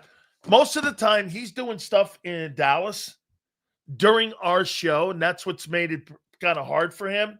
So maybe during the holidays, when he's got like a little time and he's not doing that show, maybe he can come on with us. But he does stuff like, I know that he's doing a podcast. He just started a podcast with somebody in Dallas, and I think it's with The Ticket. The Ticket's the big radio station there in Dallas. And so I think he just started doing something there. So, I mean, yeah. The refs have been terrible in the NFL this year. They absolutely have been. I mean, they've been absolutely brutal. Actually, one of the worst years I've ever seen in the NFL when it comes to refereeing this year. Just been terrible. It was terrible last night, by the way. NFL starts to look like shit, these NFL and these referees. They're looking bad. How was that not a safety last night against Dallas? Dak. I mean, I watched it. People were sending me that clip, and I'm going like this. How's that not a safety? I'm with you guys. Absolutely. They've been terrible the entire year. Dude, the NFL is an absolute juggernaut right now.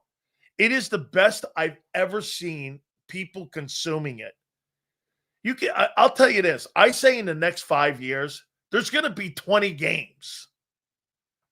You're going to see 20 NFL games, and you know what you're going to get? You're probably going to get football all the way up until April, until the baseball season. And I think you're getting February, March, maybe March, past March. Something like that, because if you had 20 games, you're going to need 3 buys, and you're going to need expanded rosters. It's going to create more jobs for more players. You're going to get more football. You're going to get more opportunity, and America wants it. Now, you can also do this. You don't want to give them too much because you want them to come back. And the advertising and the gambling is you're right. All the advertising for gambling has contributed to that. Amen. Dude, think about this. Years ago, when you had blowouts in games and it was 30-0, people tuned that show off. But now, because of the prop bets, like if you're in a game like last night and you're down 14 points and you're sitting there doing this, I got CD with 100 yards. I got CD with 100 yards on a prop bet, or I got George Pickens on a prop bet for a touchdown or what have you. That's what's made these ratings. You're right. Even the shitty games, actually the shittier games, are getting even greater numbers. Jordan retires, ratings go down. Brady retires, ratings go up. It's such a great take. The NFL is not driven by stars. It's driven by football. Peyton Manning, Tom Brady, Drew Brees all retire, and the ratings go through the roof. Try that in any other sport. I mean, seriously, this is what is making. And also, I'll tell you something else. There was, get this, listen to college football. I got a number here. Xander, you can help me out on this too here. Check this out. So it was 179 billion views.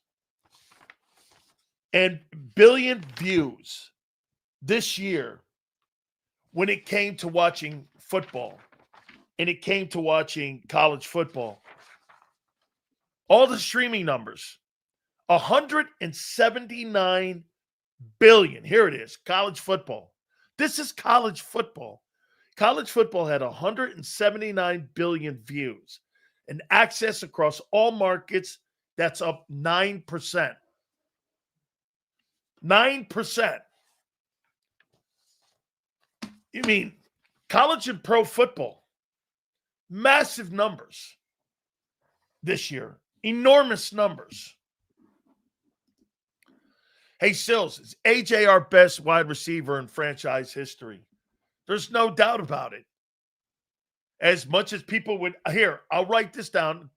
For me, your greatest wide receivers of all time in Eagle history, AJ Brown, Deshaun Jackson, Mike Quick. I mean, I guess if you want to go TL for 1 year. And probably Devontae.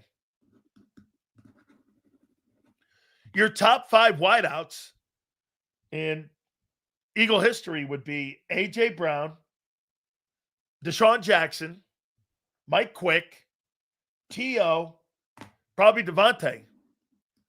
I don't think Carmichael's in that room. I think Carmichael's overrated, but I know he's a Hall of Famer. College is becoming way more popular. Hey, Sue, college football right now, the reasons you're seeing these salaries, like I said before, for me, I mean, if you're a college football coach, why do you want to coach the NFL? Lane Kiffin is safer. Well, no, I don't know who's safer, Lane Kiffin, because if Lane Kiffin only wins 10 games at LSU, Lane Kiffin's getting fired. He's getting fired. Sills, what 3 things would you do in free agency in the draft to make us, for us to make a run at the Super Bowl next year?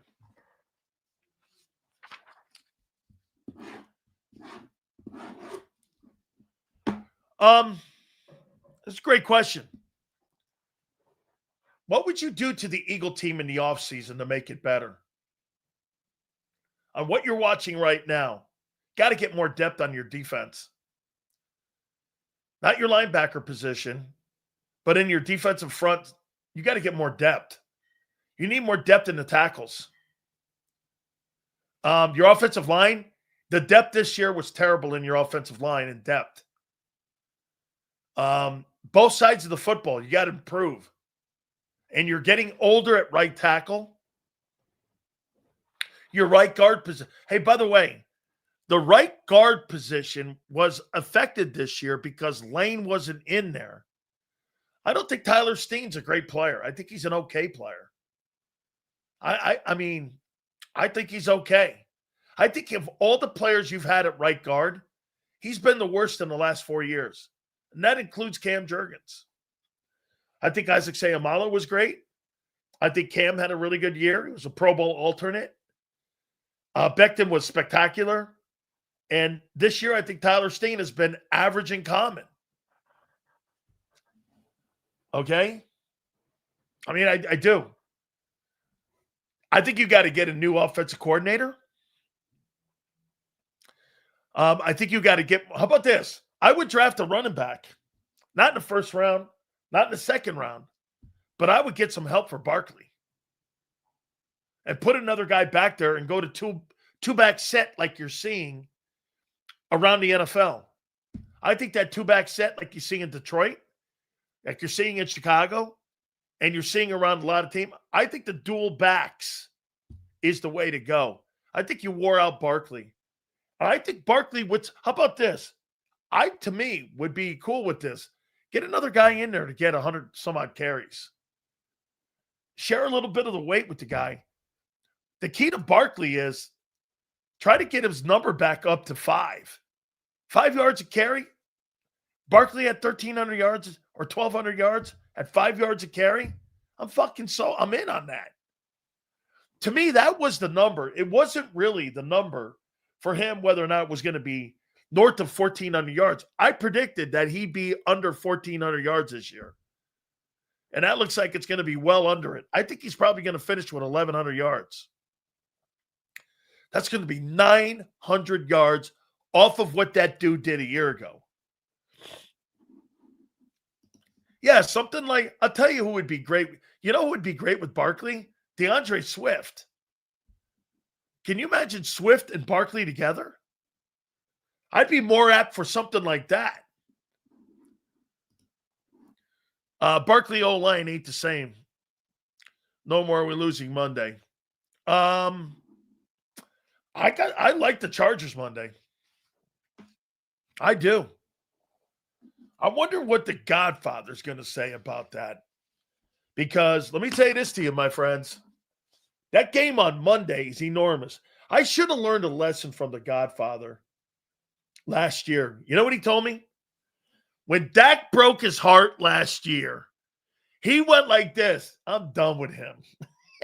I'm done with him. I should have listened to the guy, because a year ago he goes, yeah, no more. That's it right there. And sure enough, just when I thought I was out, they pull my ass back in. And I'm like, here it is. The football gods told me that the Cowboys are the Cowboys. There you go. All right. Without further ado, man, I love this segment. We weren't able to do it because of the holidays last week. It is one of my favorite segments of the week. We go over all the games. By the way, we got conference championship games this weekend too. When it comes to college football, that will determine the college playoff.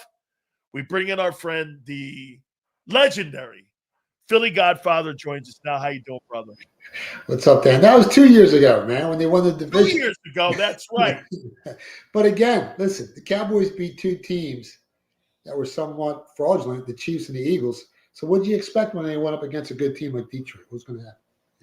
Man, you know what? I kind of got sold a bill of goods a little bit because of what I thought they had done over the last couple weeks. I mean, look at what they did. They beat Kansas City, and they turned around and they beat the Eagles, and I thought they were on their way again. But again, they've just been too inconsistent this year, no? Yeah, and their defense is okay. I mean, their offense can put up points, but they're just not that team. They're a 500 team. They're similar to what Kansas City is. And the Eagles may be slightly better than them, even though they lost them a couple of weeks ago. But again, if you look at the teams Kansas City and the Eagles have placed, the better teams, when they played those teams, their opponents have been banged up. So how good are the Eagles and how good are the Chiefs? So what I'm going to do is I'm going to save the Eagles for last here. So we're going to go on Sunday here. And by the way, that's his cash register, folks, ringing for all the bets that he's won this year, because he's had a monster season this year. And a lot of these games, I'll tell you what, this game here, I wouldn't have even brought this up to you, but since Joe Burrow's back, and I saw the Baltimore Ravens drop one last week, there's Joe Burrow sitting at 4-8. And I'm not suggesting to you in any way that they can run the table and get this thing to 9-8, which they did a year ago. They ran the table at the end of the year. And you got that Buffalo team that is wobbling this year. Obviously, they're not going to win the AFC East. It's the first time in years they're not going to win the East. It's 6 points that they are giving the Bengals, and it is 53. I guess they're thinking it's going to be a high-scoring game. It's in Orchard Park. Who do you like here? Yeah, I've been big on the Bills all year. They've been banged up, and they're probably going to finish second place in the AFC East, like you said. But I'm not betting against Joe Burrow. I mean, Josh Allen may be Superman, but as an underdog of 3 points or more, I think Burrow's like 16-3 against the spread. No matter how bad his defense is, no matter how weak his offensive line is, Joe Burrow can beat anyone. I mean, which was evident in that year he went to the Super Bowl. He got sacked 70 times, one of the worst offensive lines in NFL history.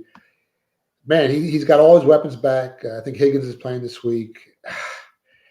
I think they cover the spread +6. If it gets to 7, I'm definitely going to be all over the Bengals here.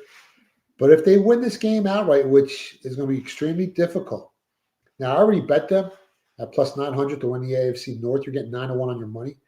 But it all really comes down to this week. If they beat Buffalo this week, they're going to run the table, just like they did last year. And if you look at the Ravens and the Steelers' schedule, it's brutal down the stretch.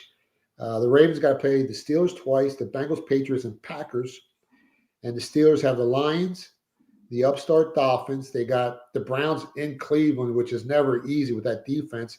And they got to play the Ravens twice. So it really comes down to this week. If the Bengals and Joe Burrow can find a way to beat the Bills, they might win the division. And if they get in the playoffs, you can bet them right now at 150 to 1 to win the Super Bowl.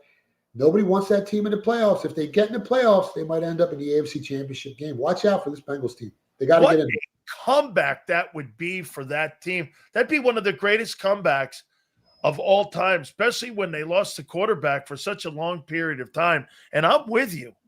I mean, Joe Burrow already looks like Joe Burrow. I mean, he missed all that time with that toe injury. And I don't know, man. I tell you, I'm with you. I think they could win the North here. All right.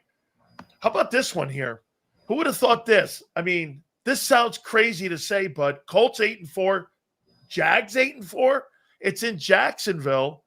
And this is kind of like a pseudo playoff game too, because this has ramifications on the seeding in the AFC playoffs. The Jaguars 1.5 points are underdogs here to the Colts. It's 46.5. What do you like here? Yeah, line opened up 2.5. It's down to 1.5, so there's been a small adjustment in the market. Total also dropped from 48.5 to 46.5. So there's some sharp money on the under, which kind of surprised me a little bit because both defenses, they're a little nicked up, and both offenses rank in the top 10 in scoring. I think Indy's like number 1, and the Jags are 11th or 10th. So that I'm not sure about that under move, but it kind of feels too easy to take the Jags at home plus the points, right? I mean, they're slightly ahead of the Colts, even though they have the same record. I think they're in first place. And you're giving me points with this Jags team. I'm not buying it. Vegas doesn't give out free money. I kind of like the Colts here. They got a bigger edge when it comes to health score. Overall health score, I think they're at like a +6. And I think their offense is a lot healthier than the Jags coming into this game. They rank, I think, 13 spots better than the Jags in net yards per play. They're 5th in quarterback pressure rate. The Jags offensive line, not the best this year. I think they're 21st in sacks allowed. I like the Colts on the money line. I think the Colts beat this team. Wow. Okay. Now I'm going to test your skill here. Somebody told me to ask you and test your skill here on this. And I think this is going to take all Philly Godfather skill for this game here. Okay. Dolphins and Jets, 41.5. 3-9 Jets in the 5-7. By the way, it's funny, the Dolphins are still in the playoff hunt. If they run the table, you could get a 10-7 football team that people threw dirt on, and they thought they were done here. I mean, the Jets are only getting 3. I mean, you would think that the Jets are finished, but, you know, the Jets have been kind of winning over the last couple weeks here. 41.5 is the over-under. What says you on this? It's a tough game to handicap, even though the Dolphins have looked pretty solid. I mean, they've won 2 straight. They won 4 of the last 5. I like the Jets here. You know, I'd help them catching 3 points. I mean, the last time the two teams played, and I think it was week 4 or week 5, the Jets actually outplayed the Dolphins. I mean, they had more first downs. They had 104 more total yards, more passing yards. I think they had 70 or 80 more rushing yards. But it was the 3 turnovers that cost them that game. So, you know, this time around, I think the Jets are the right side. If you look at, you know, they got 9 losses on the year, but I think 5 or 6 of them have come by like 1 score or less. They've been really competitive, this Jets team. It's a divisional matchup. Jets are at home. You're giving me 3 points. I think this finishes the Dolphins' playoff hopes, and I think the Jets cover the spread. And I think they might win the game outright as well. The reason I'm asking you about this game coming up, Saints and Bucks, is this. If the Bucks lose this football game, Carolina's on a bye right now.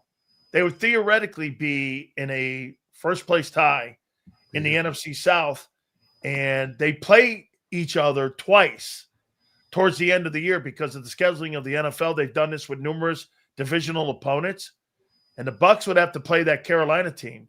And Carolina's had wins against Green Bay, as I said, Dallas, and also the Rams. So, Bucks, this is one of these games. I got to tell you, man, even back to when I played, for whatever reason, even during Brady's time, it was so difficult, this Saints game. It just, for whatever reason, it used to be like where, like, you know, this was always back and forth. It never mattered what the records were. I still think the Saints are terrible. I obviously do. But they got some playmakers, and especially on the defensive side. Cameron Jordan's got 6.5 sacks in this game, or in this season so far. The Buccaneers have wobbled. They're going to start. They got a window open of Mike Evans and the McMillan, Jalen McMillan, their other wide receiver. So in the next 3 weeks, they're probably going to get those 2 guys back. Mike can even maybe play this weekend. It's 8.5 though that the Bucks are giving the Saints. It's at Raymond James. What do you think here? Yeah, it's a lot of points. And like you said, the Saints have played the Buccaneers tough. I mean, that year I had the Buccaneers at 50-1 to win the Super Bowl. I think the Saints beat them twice that year. Yeah, beat them twice. Then the Buccaneers beat them to play. But they had James with the playbook or something was going on with it. It's like they knew every play before, the Buccaneers ran it. But this game, it's a lot of points. 8.5 points is a ton of points. A lot of early public money is heavy on the Buccaneers. Last time I checked, like 85% of the bets, early bets in the U.S. and offshore market are on Tampa Bay. So that might concern you a little bit if you're looking to, the lay the 8.5 points. The total at 41.5 feels kind of low. I mean, both defenses are ranked like 22nd or 23rd in opponent points per game this season and are outside the top 10 in opponent yards per play. So I think they put up some points here. I think Baker Mayfield gets some weapons back on offense. I like the over 41.5. Laying the points. I mean, the Saints covered the spread last week for me. Thank God that he was getting 6. They're going to play him tough. Maybe the sharper way is to put the Buccaneers in a teaser. Maybe tease them down to like 1.5 and tie them in with either like Seattle, Denver, or maybe even the Bengals, man. I think that's probably the smarter way to bet the game than just laying the 8.5. It's just a lot of points. 8.5. Absolutely. All right. So this game's wild here because this is like a playoff game for both these teams. Ravens are at 6-6. It's in Baltimore, and the Steelers come to town. It's 43 points I have for over-under, and it's 5.5. I think that the Steelers are underdogs in this game. This is really, and for the record, this is one of the longest rivalries between two coaches, I think, going all the way back to Lombardi and with George Halas. On the amount of times that they've played one another, or maybe it was Halas and Curly Lambeau. That's how long that these guys, 17, 18 years they've been at each place. Steelers have been wobbling, no doubt about it. They're not playing good football, but the Ravens got knocked off last week. Yeah. I believe that was by the Burrow Bengals. So what do you have here? Yeah, usually the point spreads on these games are anywhere from 2.5 to 3. They're really close. This week, like you said, 5.5, 6 in the market. Total is 42.5, 43, depending on which sports book you use.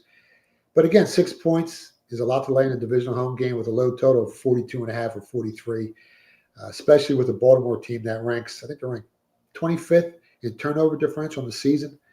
And for the Ravens to cover this number, they're going to have to put a ton of pressure on Pittsburgh's quarterback Rodgers and force him into mistakes.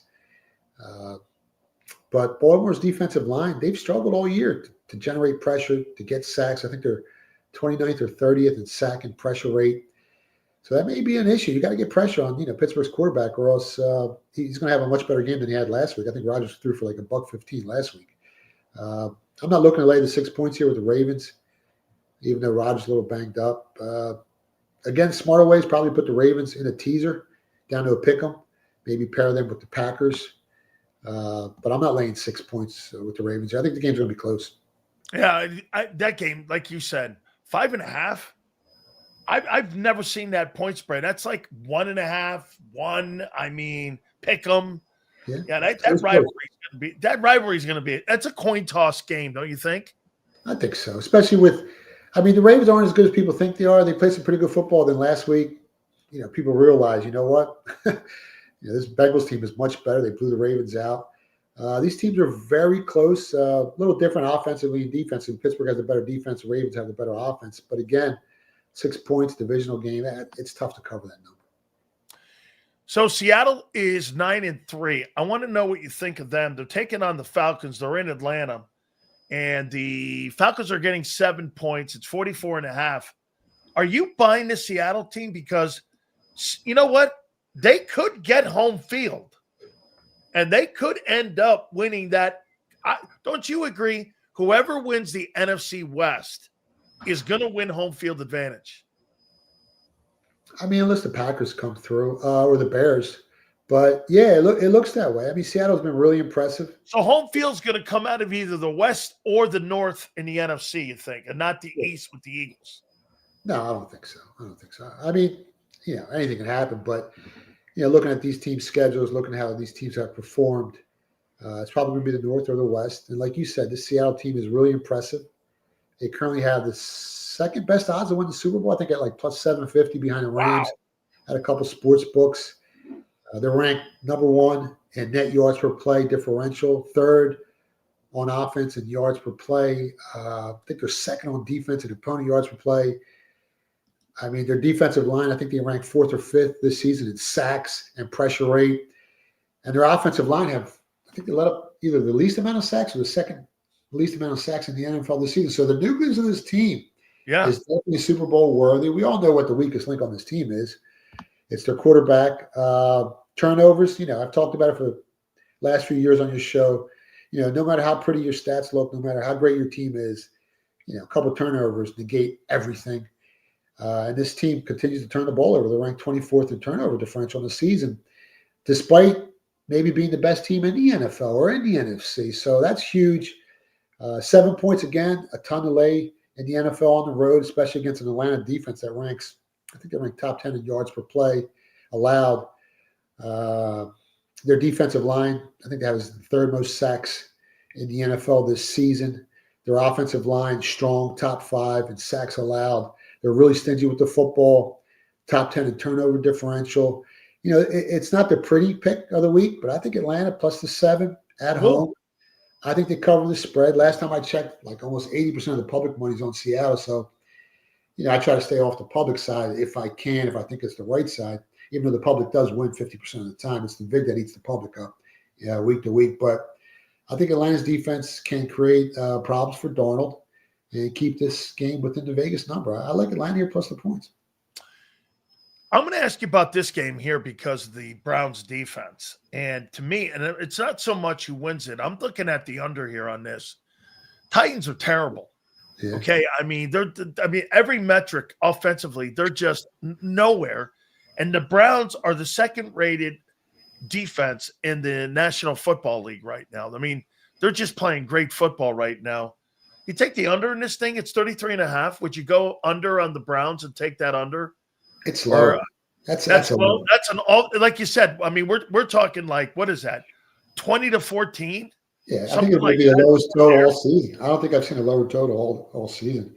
Yeah, and if you're looking to lay the 4 with the Browns, I mean, how can you bet on a team whose offense can't score? I think they're ranked dead last in yards per play. Shedeur Sanders, rookie quarterback. They virtually have no weapons on offense. They've had a problem running the ball this year, Cleveland. They're usually a good running team. And this year they're ranked 29th or 30th in yards per rush attempt. I think they're putting up like 16 points per game over recent play over the last 3 games. So it's hard.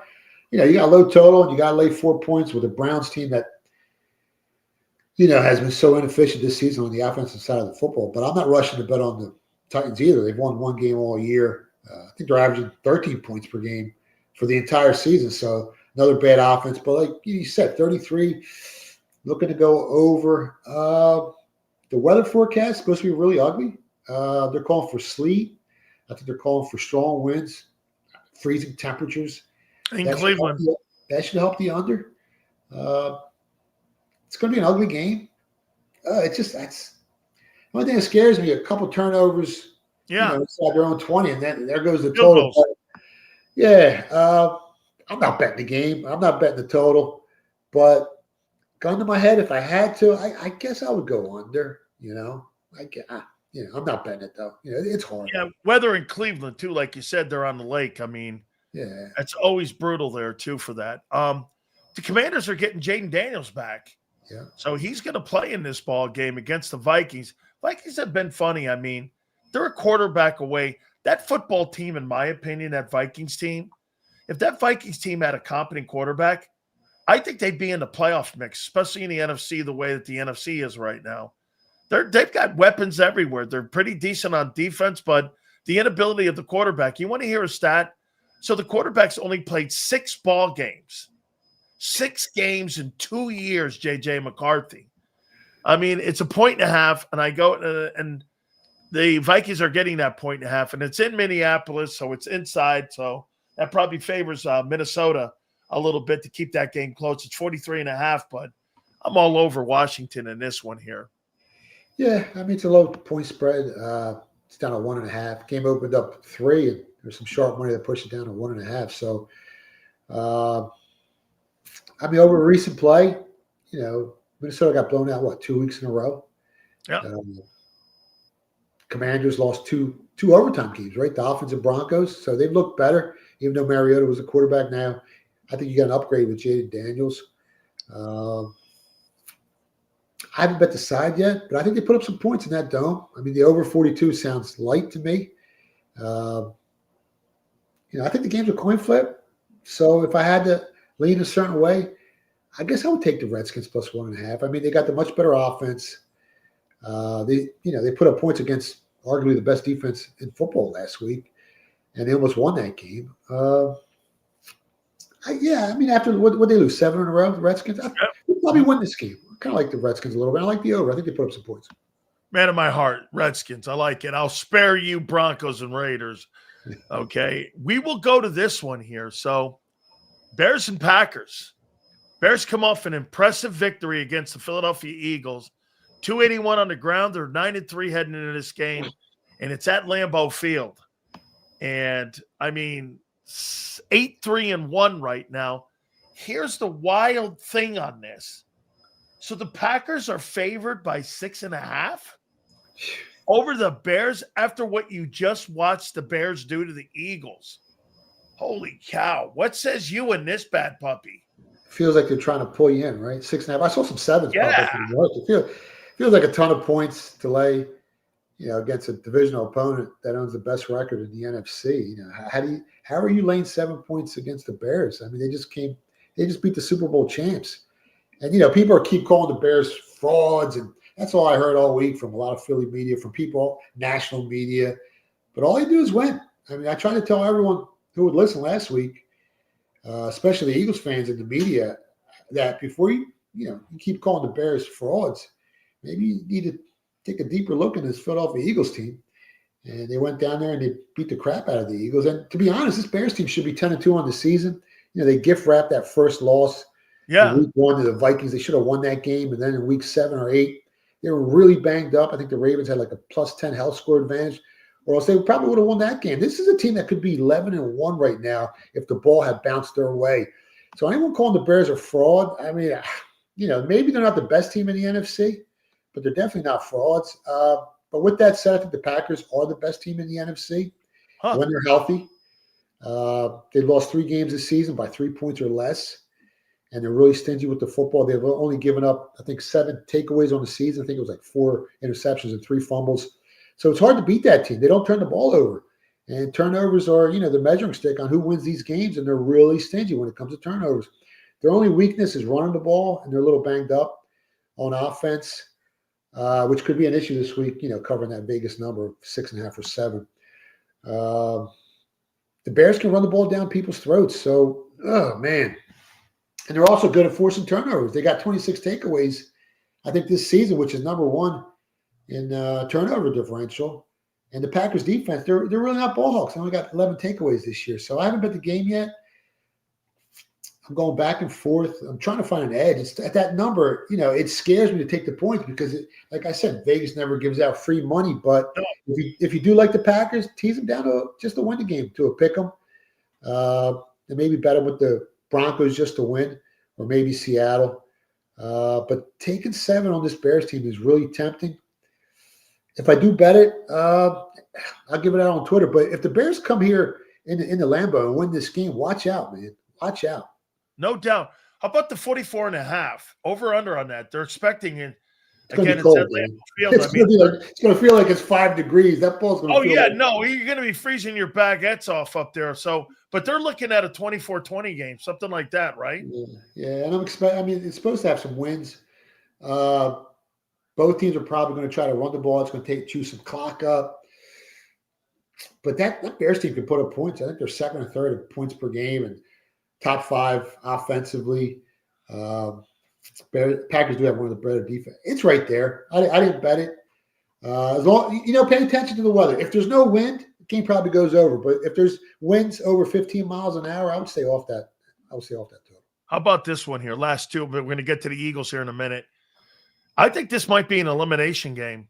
Texans at 7-5, and the Chiefs at 6-6. It's at Arrowhead. Huge win for them. I mean, they, no question about it. They've wobbled. They've had some big wins. They've had some bad wins. Here's a number for you too. Since the Super Bowl, they're 6-7.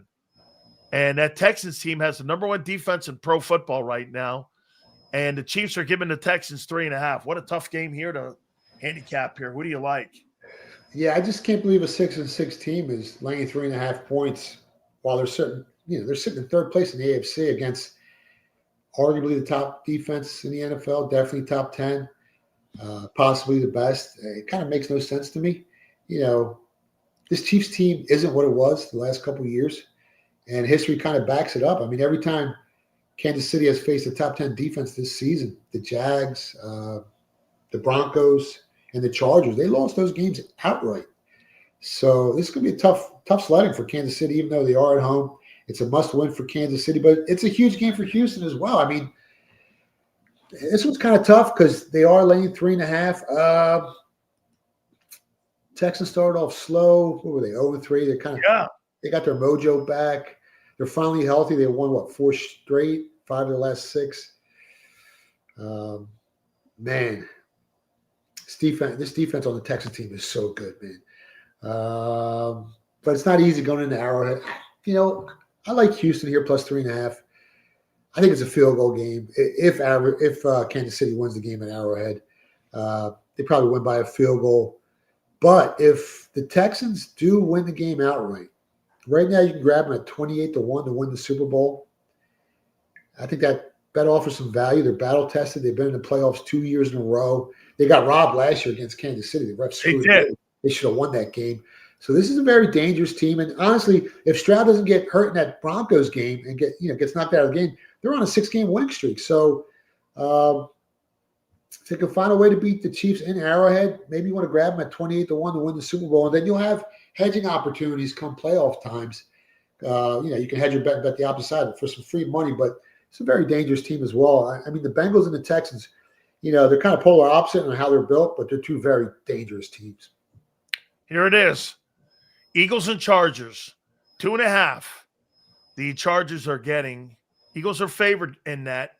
To me, I think this is more of a coin flip game. And now that you have Carter out, this football team ran for over 150 yards last week against the Raiders. I mean, they're really good in the run game. And where you have to really look also is look at their defensive rankings all throughout the metrics, man. I mean, against one of the worst offenses for all contending teams, the Eagle offense has been brutal. Yeah. And you're going to try and tell me that you're going to bring that offense into SoFi, and you got Derwin James rolling back there in the secondary? Boy, Hurts has struggled this year throwing the football, in my opinion. The run game has struggled. Man, 41.5. Who do you like in this one?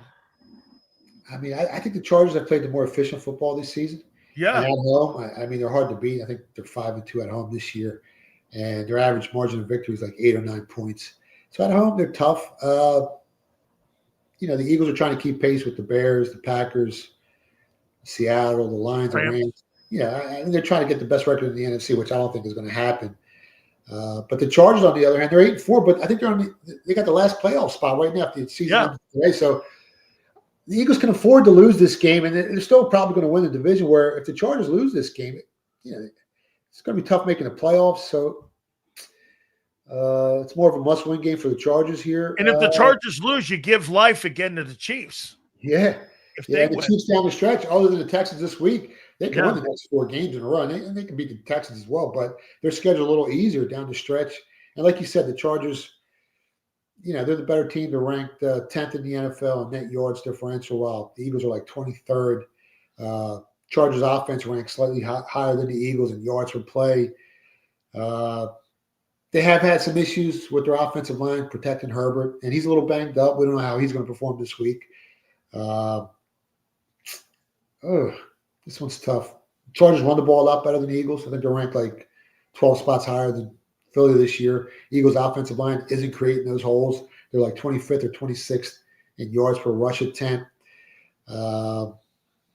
Man, I mean, Chargers' defensive line, they rank 17 spots higher in sack and pressure rate. So They're going to be on Hurts' ass this week. It's tough. Man. I keep going back and forth.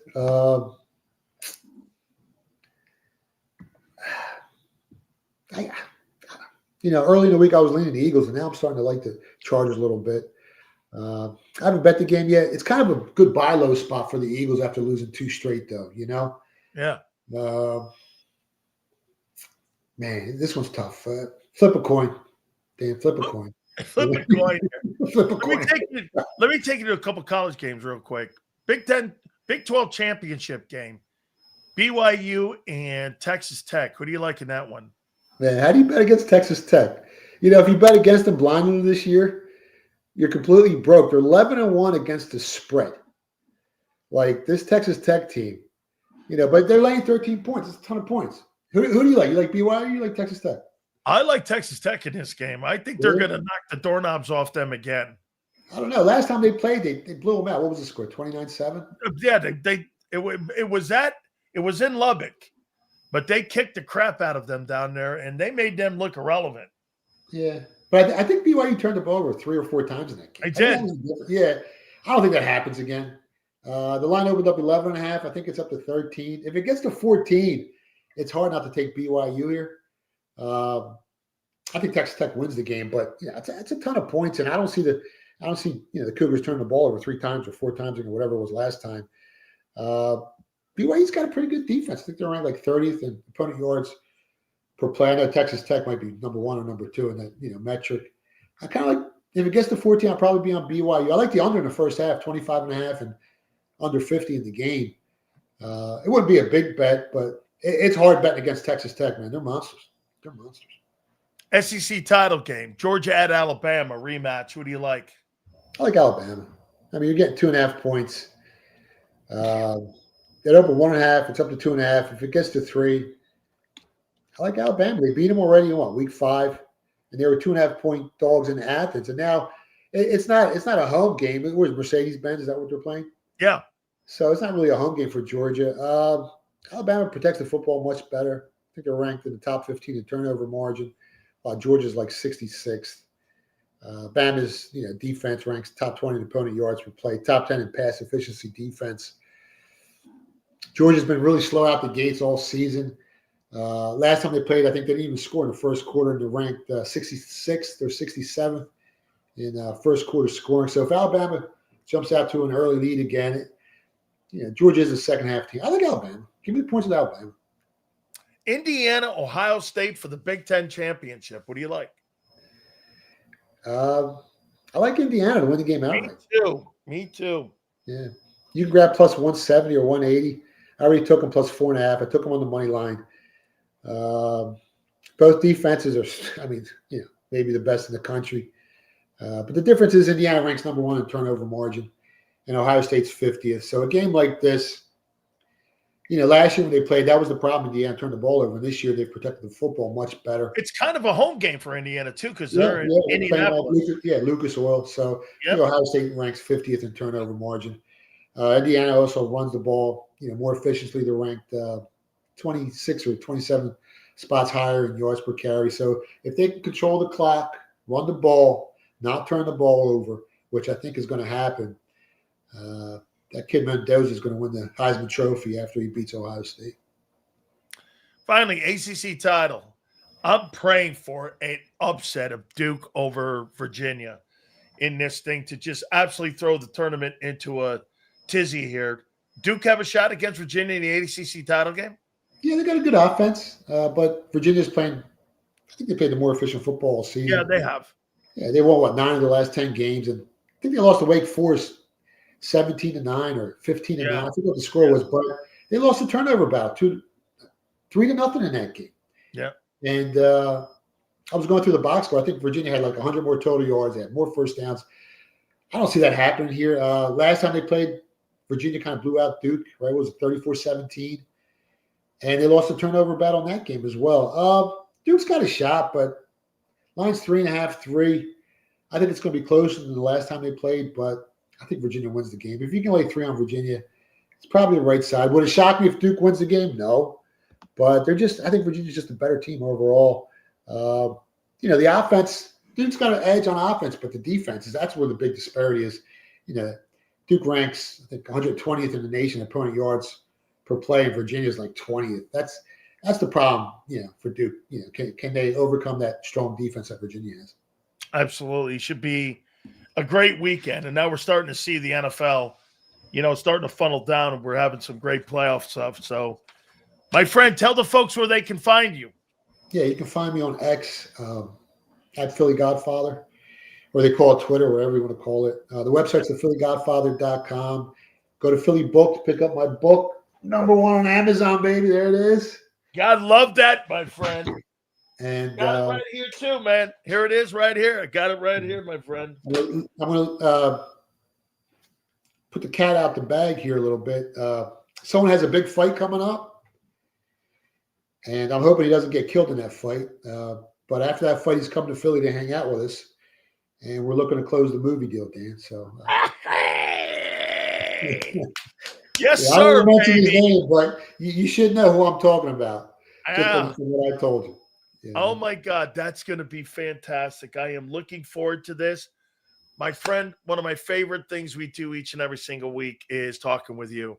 Thank you so much, my friend. We'll catch you next week. Good luck, guys. You got it. That is the great Philly Godfather and Big Sills in a movie. Here it is, baby. I love this. I'm going to be in a movie. How you doing? Add that to the resume. That's what I'm talking about. Have yourself a fantastic weekend. Monday, Eagles and Chargers. We'll know a lot about the NFC this weekend as well. Have a spectacular weekend, 2 to 6 on Monday. Xander, Joe, thank you. And we shall see you on the flip side.